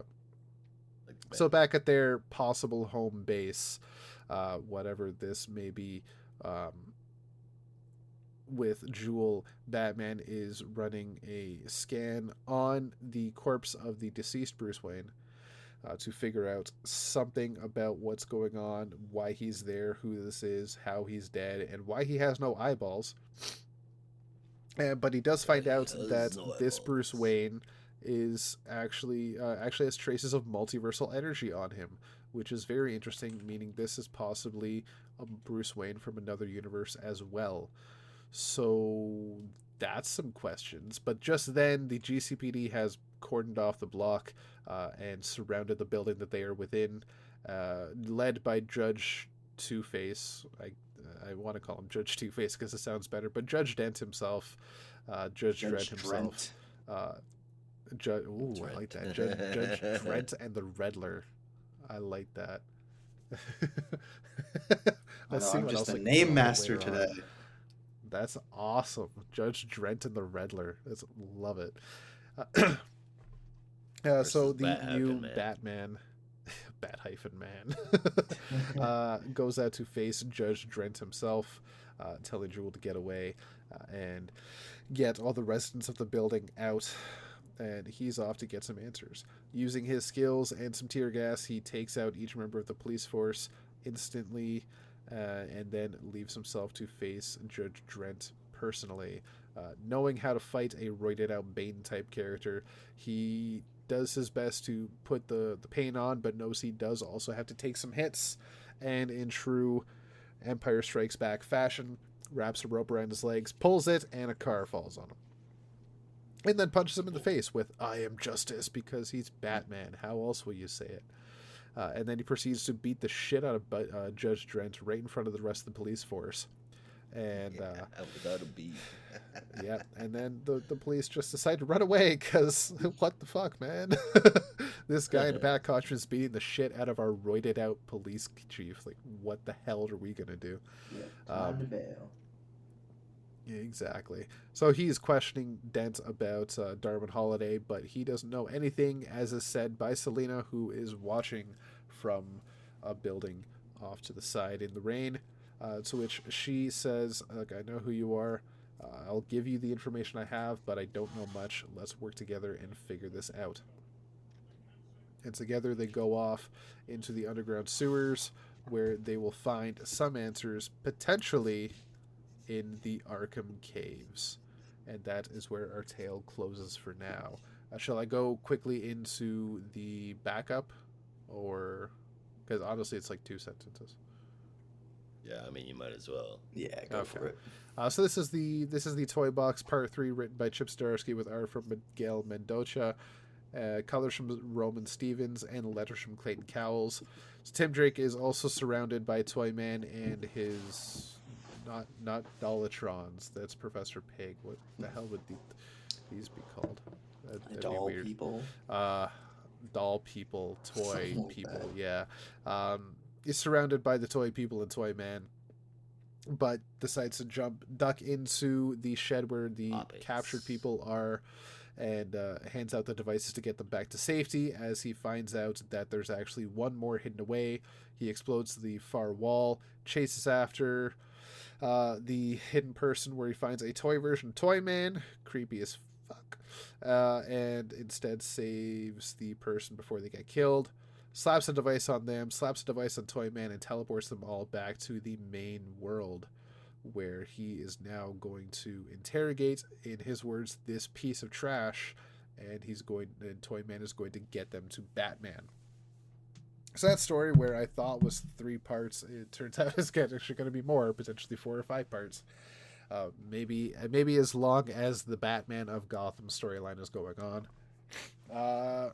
Cool suit on Batman, I must say. I like the redesign for what he's got right now. Very classic while also remaining fresh. Very reminiscent, I might say, of Earth 2 Batman. I will admit that. It's very interesting. This is a fresh feeling Batman, I gotta say. There's definitely a new resolve while keeping with the same mission that he's always had, is stop crime, that superstitious and cowardly lot. But the fact that he's got that upper hand of already knowing the people he's going up against with all his history and experience makes him such a much more menacing figure that it's very exciting stuff. It's great to read. Now, my question for you guys, because this is my theory, Red Mask, is he Eobard Thawne or Evil Barry? Because the first thought is Evil Barry, because everything's kind of twisted here, but that red lightning is a dead giveaway. Yeah, I mean, I guess it could be Thawne. The only thing is, well, I mean, I'm sure there's an explanation for it, but Thawne comes from the future, obviously, and I don't know. I mean, I guess maybe you could have fit in somehow. I guess I was just thinking it would be easier if it was Barry as opposed to Thawne, who usually Thawne only would comes make back. it because he did say that he found multiversal energy on the dead Bruce. That's true. Yeah. Oh, Rob, I did not catch this. Maybe it's I Bruce. did not see the threads coming together. Yeah. Possible, yeah. Could be the what was the Flash Batman from Dark Knight's Metal? The Red Death. Yeah. Yeah. Maybe like a positive universe version of Red Death. Yeah, something like that. Interesting. Yeah. If you could That'd call be a this a twist. positive universe. Oh yeah. I mean, Yeah, Arkham yeah. Caves, huh? That reeks of good intentions. Yeah. Oh, very Yeah. much so. At least it certainly reeks, because it's in the sewers. Yeah, that's for Yeah. sure. Yeah. As I for the say a backup, good though, for stink me, it is was good for the simple, soul. simple enough. There you go. Exactly. You need to get yourself a soaker too. Yeah. God.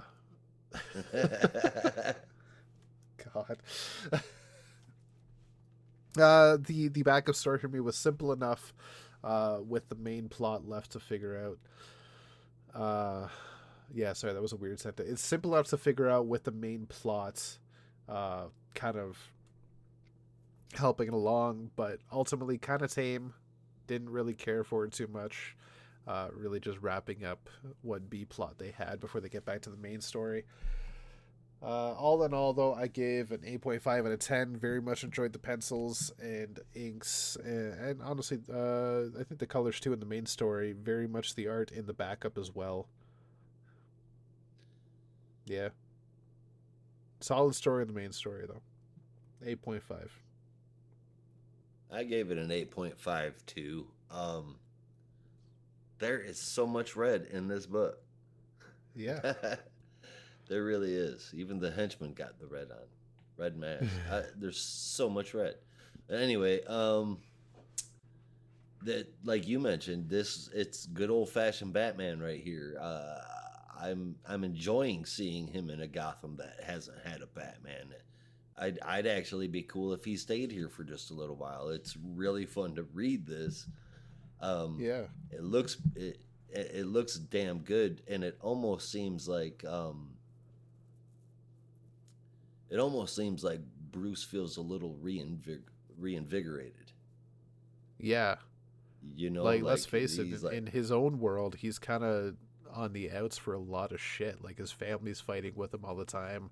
He's broke. He's got a shitty like house that everybody always breaks into, and like Gotham pretty much hates him. So his and life's he's not like great got all right of the now. lessons he learned in our universe, so he goes over there and starts Yeah, over. But exactly. Brandon does not like that idea. Well, I wouldn't want him to stay, but I do like the idea that he's No. be reinvigorated by that.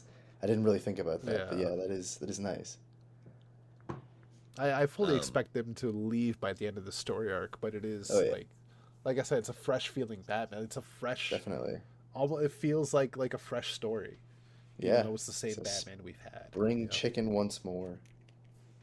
yeah, exactly. except he's feeling a little bit more like winter chicken. Oh my God, you're horrible. but Please leave. I'm sorry. Um, the backup looked good. I mean, it was nothing exactly impressive, but yeah, overall, I gave the whole thing an 8.5. I was being a little generous, but I enjoyed the art all the way throughout. So Mhm. there you go. Yeah, this I've definitely warmed up to this story a little bit more, just because initially I was kind of questioning like how are we going from failsafe to this? It just seems like such a weird pivot, but I think what you said, Rob, kind of really captures it. It's seeing Bruce, back in his original form without all the. I mean, there's still crazies, there's still super powered monsters, but it's sort of him going back to the most basic version of Batman, where it's just him and the city and the suit and the mission. And sometimes you need a nice palate cleanser to just kind of remind yourself of who you are. And so thinking about it like that, Yeah, I really enjoy this arc a little bit more, seeing Bruce really, like you said, reinvigorated about his mission, and yeah, obviously still trying to get home to his family, but feeling like he has a purpose here that he's really trying to help people. So for that, really appreciate it, and the art and the colors are just gorgeous. So good stuff here. I definitely feel like I've warmed up to the story more as it has continued. The backup is fine. Nothing particularly stand out. It's nice Right. seeing Tim do his yeah, thing. Again, like it just feels very much like the Red Robin series where he It's was there, and I trying to. don't hate it. Yeah, it was sort of like where he was trying to hunt for Bruce after Final Crisis. This is just kind of that, except more focused. I don't know. It's not bad. It's just it's doing his thing. But yeah. yeah, yeah, no, solid all around, and I would probably give the whole book an 8.25 out of 10. Right on. Yeah, I'm just happy Tim is finally going to be out of that bodysuit, that multiverse Yeah. bodysuit, because it reminds me way too much of his Drake outfit from Young Justice, Oh God, and that yeah. was a horrible suit. Really? Ooh, the brown and gray. Yeah, Oof, yeah, Ugh. rough times. yeah. God damn.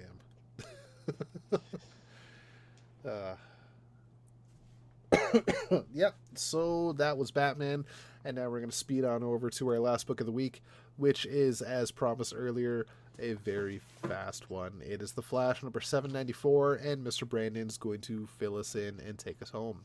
Yeah, you're no kidding about Flash. You're not kidding about Flash because I can't imagine anything faster than the Flash, especially in a story like this where they're all tapped into the Speed Force, whether they want to be or not. But yes, this is Flash 794, Part 5 of the 1 Minute War, and is written, of course, by Jeremy Adams with pencils from Roger Cruz, inks from Wellington Diaz and Roger Cruz, colors from Luis Guerrero, and letters from Rob Lee. We catch up with last week's cliffhanger, or 2 weeks ago's cliffhanger, whatever it was, where Ira was about to throw down with Miss Murder, and thankfully, with a little bit of help from a very slow-moving Superman, she is able to hold off Miss Murder before she is able to take any of the people from Mr. Terrific's lab. But unfortunately, she finds out some rather tragic news from Miss Murder while they're having their little tumble, and that is that apparently many of the Flash family in their assault on the Spire have been incapacitated, and her father in particular has been killed. So Ira naturally rushes off to the scene to find out for herself just what the heck is going on. As we shift our attention to that very scene where Linda is freaking out because she believes Wally's lost, and Jesse's trying to calm her down. Meanwhile, the rest of the Fraction goons are trying to get the rest of the speedsters, or the conduits as they call them, into their tanks and haul them off to the Spire. But just as they are getting prepared to move, they hear some thunder off into the distance, or at least that's what they think it is, only for Jay to correct them and inform them that that is not thunder, but something much better. It is Ira West, his granddaughter. And as she approaches and makes quick work of the rest of the Fraction goons, she announces that she's there to save the day, as well as informing the rest of the Flash family that she has taken on a new code name, and that is Thunderheart, which I think is very sweet. Thankfully, the rest of the Flash family are able to break free due to the intervention of the mysterious speedster who we met in the last issue that Impulse and Ace were able to save from the Fraction, and with some more added help from Barry, the rest of the speedsters are able to get free, though Ira charges off after Jay, who has been taken by the Fraction, in order to try and save him, but does not succeed. So the rest of the Flash family head back to their base and are trying to recuperate and figure out what their next steps are going to be, while Jay is being held prisoner by the Fraction and will be held subject to some strange experimentations from an unnamed doctor that they mention.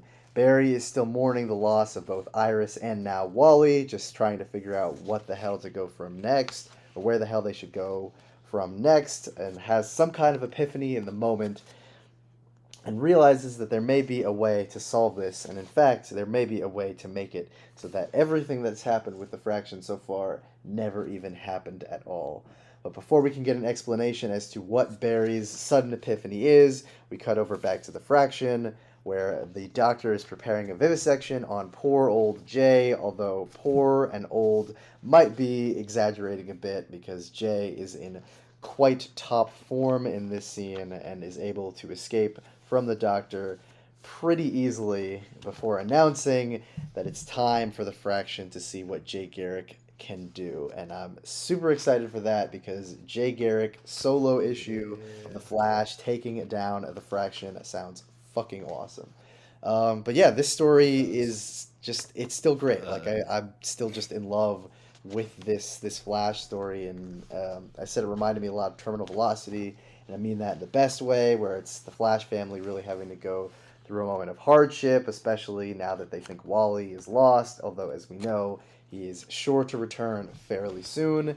But also just seeing Ira get the spotlight and really, have her hero moment was great. Although, if I have one complaint, it's she announces her new title, her new superhero name, which is awesome, but she's still wearing the Impulse costume, which I thought was kind of funny because it's like, I remember from Flash Rebirth, the Jeff Johns story, where they have like that moment where Wally teaches them like the Speed Force trick to basically make their own costumes or something. And I thought they were gonna do that as like a fun little callback where Irie is gonna shift her costume and she's gonna have the one that she has on the cover, but she just shows up and she's like, nope, I'm Thunderheart, but I'm still dressed like Impulse. Yeah, that would have been awesome, but no. Well, so maybe I guess maybe the Thunderheart costume comes later.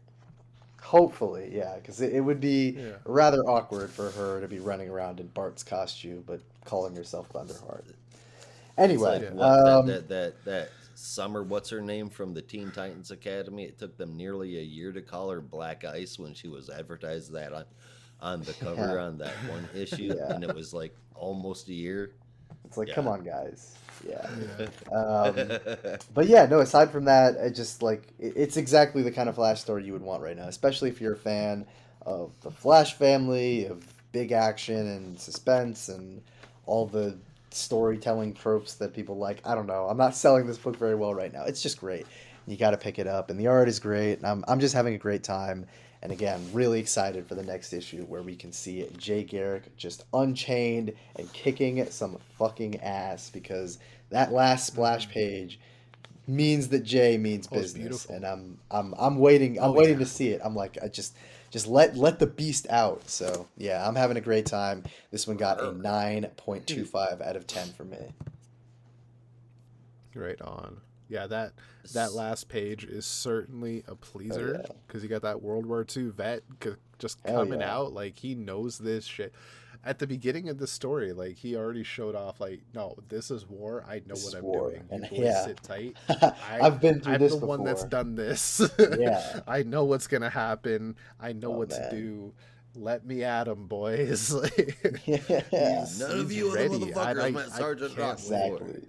Yeah. Yeah. You guys didn't fight the Nazis. I did. I know what I'm doing. This ain't any different. And I'm like, fuck yeah, Jay. Fuck him But up. Yeah, I'm when the did hidden member of Easy when Company. did Jay damn Garrett get Batman built? it. Yeah. When It's the true. I fraction mean, decided to motherfucker step is. up. He's had skinny arms his whole fucking life. He's had skinny Yeah. arms at least my whole life. I mean, God I feel damn, like I don't know Jay's what they did. probably been working out in recent years. You know, I could Oh yeah, definitely see that. yeah. He's keeping He's himself like active. 80 and he's got an 8-pack. He's like 100. He's like But hey, 100 and he's got an it's that 8-pack. it's it's like Captain America. He's very very old, but he's still keeping fit. Well, what do you The guys the think Speed about that Force makes part him age about slower. where? What do you guys think about that part where the fraction dude says that Jay's internal organs are much younger than him, and it's much more than it being affected by the Speed Force. Do you think that Well, I there's think yeah, that something was more than Oh that? shit! I'll be it's honest. I kind of glossed over that. yeah, no, that I think is a reference because most of the JSA characters like Wildcat, like Alan Scott, are easily like 100 years old at this point. They're if they fought in Yeah. World War II, they're like nearly 100 or over 100.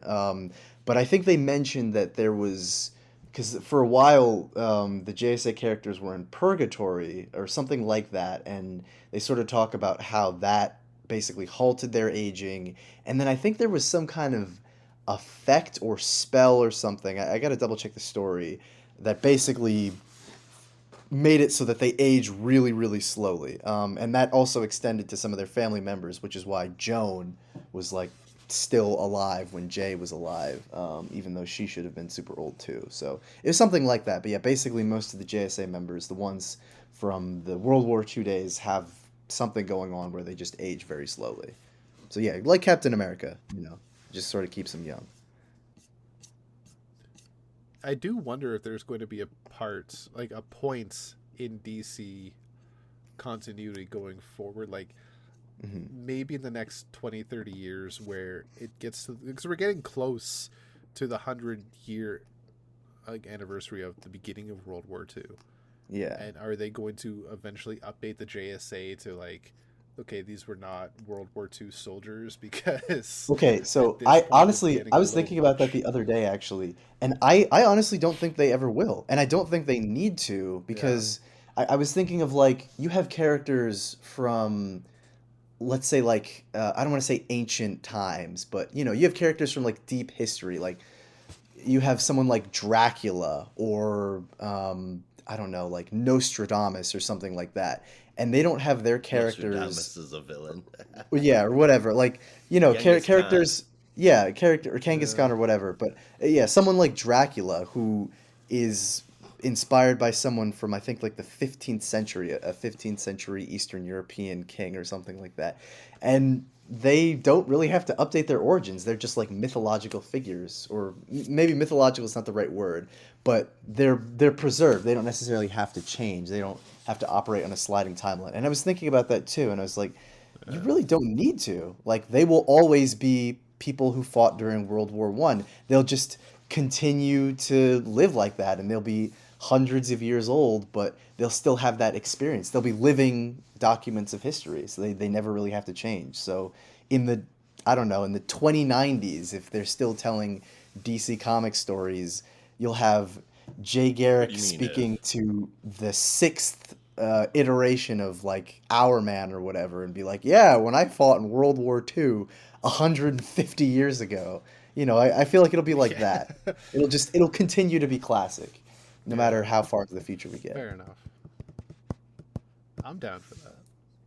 I think it just works in that way, it'd because be like you wouldn't have Yeah. Captain America, not fight in World War II. It wouldn't work. No, but So, at least I don't he know, it was could change. frozen, right? And you Yeah. can always just push that in your continuity. You can always just say like, yeah, I was defrosted in 1963. I was defrosted in 1994. I was defrosted in 2016. Like you can always just update how, like Yeah. when he was thawed out of the ice, right? But Well, the JSA is kind of like never that had because they were, yeah, they were canonically in purgatory, at one point in DC's history.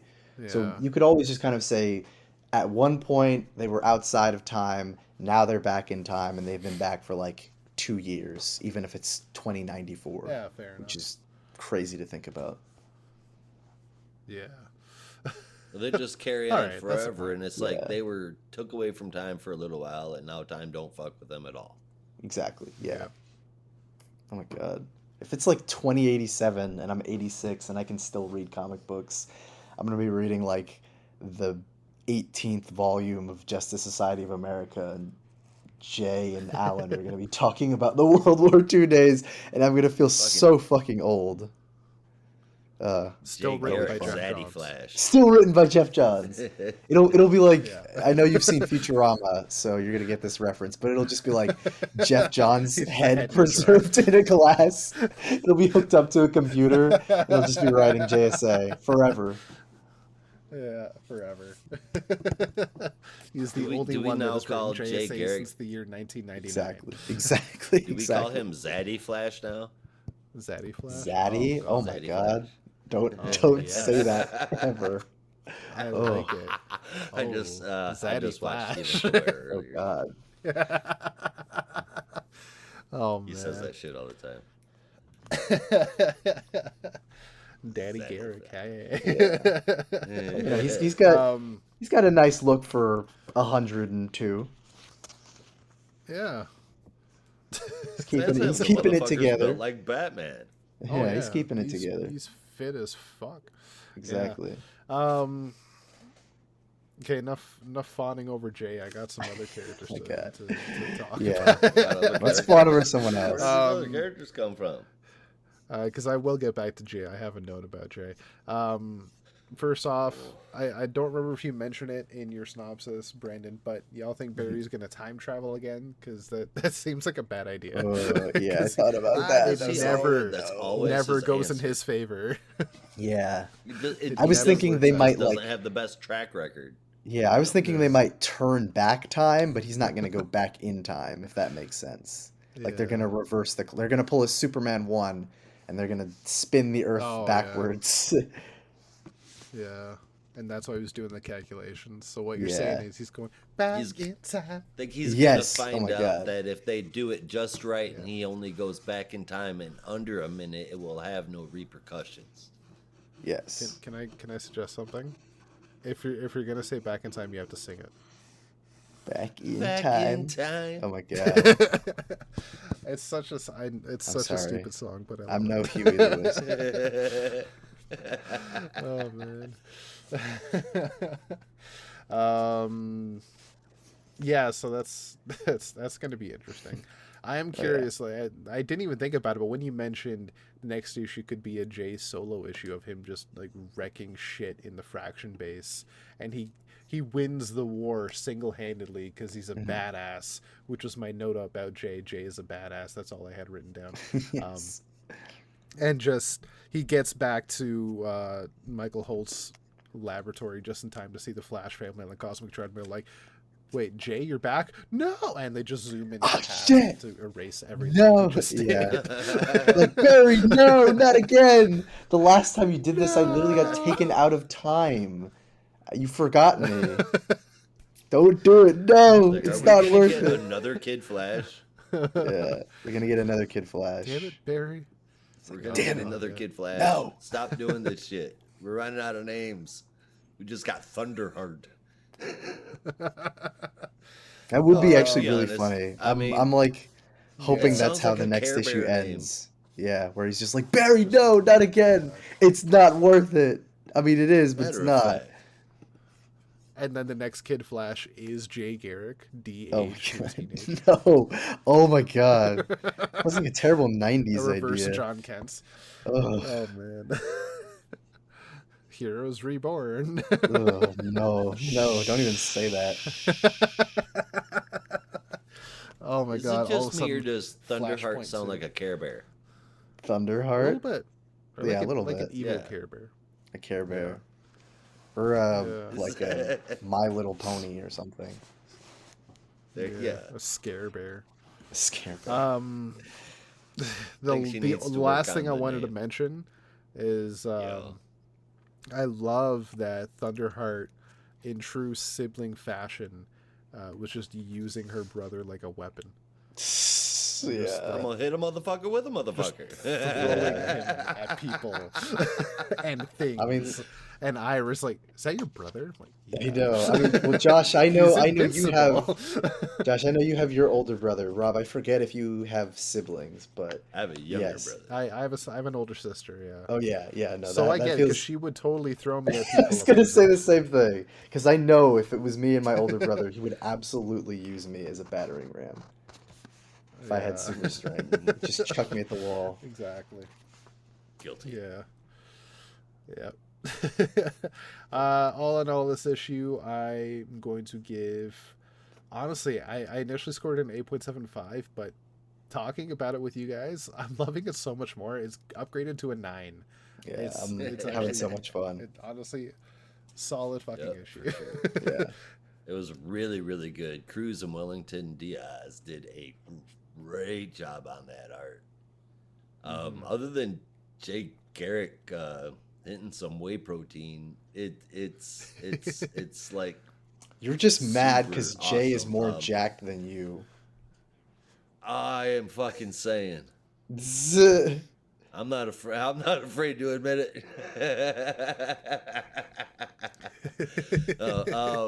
Torrin Clark did a badass cover to that like father like daughter deal on the front. Man, that was just gorgeous. This is a great book, a great series. I'm glad they're gonna grab it all up into one because people should be reading this. You don't need to know Flash around this at all. At all to be able to pick it up. Just pick it up and read it and enjoy the shit out of it. But I gave it a 9 out of 10. Right on. And yeah, honestly, you mention it. I honestly, when I first heard that they were doing that first 3 issues collection that came out this week, the 1 Minute War special or whatever it was called, I was thinking, come on, Start the like clock. why are we doing this? But you think about it, for people that aren't reading the Flash, this arc is fantastic. And if It it's really getting is. really good press, and like you said, you don't need to be reading this run, you don't need to know anything about the Flash to enjoy it. You just gotta like jump in and enjoy it. And now that we're at what, part 6 now, yeah, totally, like give this like 3 issue collection, the first 3 issues, give people that chance to catch up, and then they could pick up the spare issues alongside part 6. So yeah, I think that's actually a great idea for a story arc of this caliber, because it's I really agree. fucking good. And I reread Absolutely.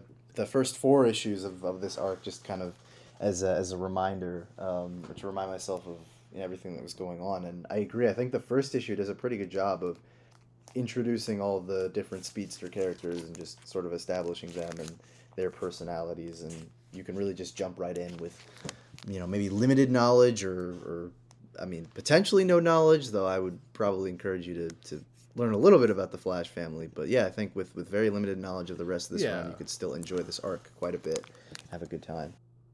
Oh yeah. And anything For you don't sure. know, even if you go in blank, the few things you would necessarily need to know, you easily picked up on a wiki or something. Oh yeah, definitely. Yeah, yeah. Also, can I just say, It's it's a minor solid. thing, but it's my last point, but I love Jesse Quick's costume. Jesse has had like a horrible Yes. history of costumes that are good and costumes that are not good, and I think this is easily my favorite. That weird V with the wingtips was Ugh. really on the like the M, the symbol on Yeah. her shirt, whatever that was. That was really, I never understood that. I think she was trying to look like her dad, Max Mercury, but I don't. Or wait, no, not Max Mercury. No, I was gonna say Max Johnny Mercury's her Quick. dad. No. No, Johnny Quick, no. yeah. Oh God, that would be disturbing. But wait, no. Especially Yeah. when he hit on her too as she's I ago. know. Yeah, I was like, oh God, this ain't that kind of story. Oh no. Oh my word. Oh man. But yes, yeah, I think it was trying to look like the original Johnny Quick, and then Yeah. yeah, I don't know, not the best design, to say the least. I mean, even for that, like, even if it's on Johnny Quick's costume, I still don't really understand the symbol. Is it supposed to like represent wings? It's blurring, one of like, quite a few speed examples lines, of or, what like- Brandon was saying about how her costumes have sucked. Yes, there have been ones that are good and ones that are not good, and I think this is Yeah. probably my favorite. It's like a fusion of the best parts of all the different costumes that she's had, which is fun. Yes. But anyway, that's all I Yeah. gotta say. Liberty Bell was a good costume, I would say, but I didn't understand Liberty Bell. Yeah, I understand it was JSA, but I don't understand why the change. I still don't even understand why a character named Liberty Bell is a speedster, but okay. Yeah. I guess that Didn't makes she some kind of sh- sense. have super strength at the time too? I think Wasn't so, she, yeah. like sharing the Miraclo or something? Yeah, with Rick. It was, I don't know. I don't know. yeah, it was kind of weird. Yeah. I like that era of JSA, but that was kind of weird. Yeah. All right, so if that's all for the Flash, we're going to jump on over to our top 3 books of the week and favorite moments. Starting us off, let's go to Josh. All right, then what we will start off with is me having a hard time placing these. I number 3 was Superman. That one was underneath the next 2, and it took me forever. It actually took me right up until right before the show to be able to pick between number 2 and number 1. Number 2 I gave to Poison Ivy. Number 1 I gave to the Flash. All excellent stories, though. Excellent stories. And y'all gonna laugh, but the art in it was so good for what was going on. So my favorite moment was the orgy Oh God. in Poison Ivy. It was a very well drawn image. Yes. The art It was was, really and stellar. it did it without going overboard. But Yeah. also that panel in Batman after Catwoman gets punched, where it shows her face. She's got a little bit of blood dripping down from her mouth, and there's that abrasion on the side of her cheek. Yeah. That was fucking phenomenal art. Oh, sadist. That was phenomenal art. Yeah, it's a sadist. I'm not saying I enjoyed the picture. I'm just saying I appreciated that art. That was very impressive. Yeah, it was also impressive. well drawn. Yes. I agree. Yes. Yes. Jesus. All right, Brandon, what you got? At number 3, I would probably put Batman 133. At number 2, I also had Poison Ivy, and at number 1, no surprise, I just love this issue. The Flash, number 794, just a really phenomenal issue. And I was trying to pick my favorite moment from The Flash. It was hard because there were a number of ones that I really liked. But honestly, it's a two-way tie, and I hate to bring that back, but it's a two-way tie between that ending splash page with Jay, which was just so cool, and Linda saying, "Is that your brother?" While Jai is just like hanging off the wall. That was great. Yeah. um, I will start off with my favorite moment because both of those were also my favorite moments. So whichever one you pick, I'll pick the other one. Not even specifically that moment with Linda asking if that's her brother. Just like any moments, Irie just picked Jay up and hit and threw him like a bowling ball. Okay. Well, here you can take that moment, and I'll take another moment, which was my runner-up, which is when Barry is like going crazy and has his epiphany, and Jesse asks what's going on, and Bart's just like, "Yeah, I don't know. I think Grandpa's going insane." Yeah. Yeah. Also good. My top 3 honestly kind of got updated over the past like 8 hours multiple times. Starting off with number 3, I initially had Batman, but the more I thought about it when I wrote my review for Batman, the backup kind of dragged it down. So it got replaced by Monkey Prince, number 12, which I think was a very stellar issue. And capped off the series quite well. Number 2, I originally had The Flash, but that's being bumped up to number 1 because it scored higher now, and honestly, hell of a damn good issue. So number 2 is Adventures of Superman, John Kent, number 1. Again, really good intro issue. And as I said, number 1 is The Flash. And I already said my favorite moment, so that was our favorite moments. And now it's time for your favorite moments. It is... Not applicable. Oh. Hey.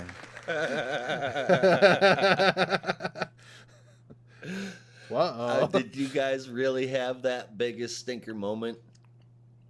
I had one, actually. Did you really? I actually don't think I have any this week. Yeah, I actually do have one. Yeah. Oh, that's nasty. There, fixed it. All right. So I understand you guys are probably abstaining this week. Very understandable because it did take me a lot of thought, a lot of thinking. What's the word? A lot of thought process, I guess, is what I'm trying to say. A lot of contemplation. Really come up with this contemplation, to really figure if I really wanted to do this. And quite honestly, yes, I will put the Joker, the Man Who Stopped Laughing, this week on the biggest stinker for me because it didn't really feel like much happened. Duo? No, the Man Who Stopped Laughing. What? Issue 6? Yeah, you didn't mention that in. Yeah, that came out this week, as well as the Deadly Duo. Wow. Wait, didn't Deadly Duo come out too? Yeah, and both of them last week. Yeah, that was this week. Damn it! I missed the Man Who Stopped Laughing. I need to go make it. Okay. Well, I'm not spoiling anything, but honestly, it made my stink list this week because it honestly felt like a nonsense issue. Not much happened, and it was didn't really move any of the plot along apart from a Joker just going crazy and causing mayhem. And normally I think that'd be fun, but I'm so invested in the major story going on that I really did not need this break. I just want to know what the hell's going on. So it made my stink list this week. The only saving grace it had is that Manhunter was in it, which was fun, but only for a little bit. I think that was interesting. So I'm excited for next issue, but this issue, yeah. All right, so I guess that's it. Josh has some reading to do now. Damn it. All right. And with that, that's our show. So remember, you can help support us by going to buymeacoffee.com/NAR podcasts. Check us out on Twitter at Not a Robot Comics. Subscribe to our Substack for bonus reviews, articles, and more. And as always, there's only one way we say goodbye around here. Until next time. Be good to each other. And don't be a robot. Uh-oh. Josh is broke.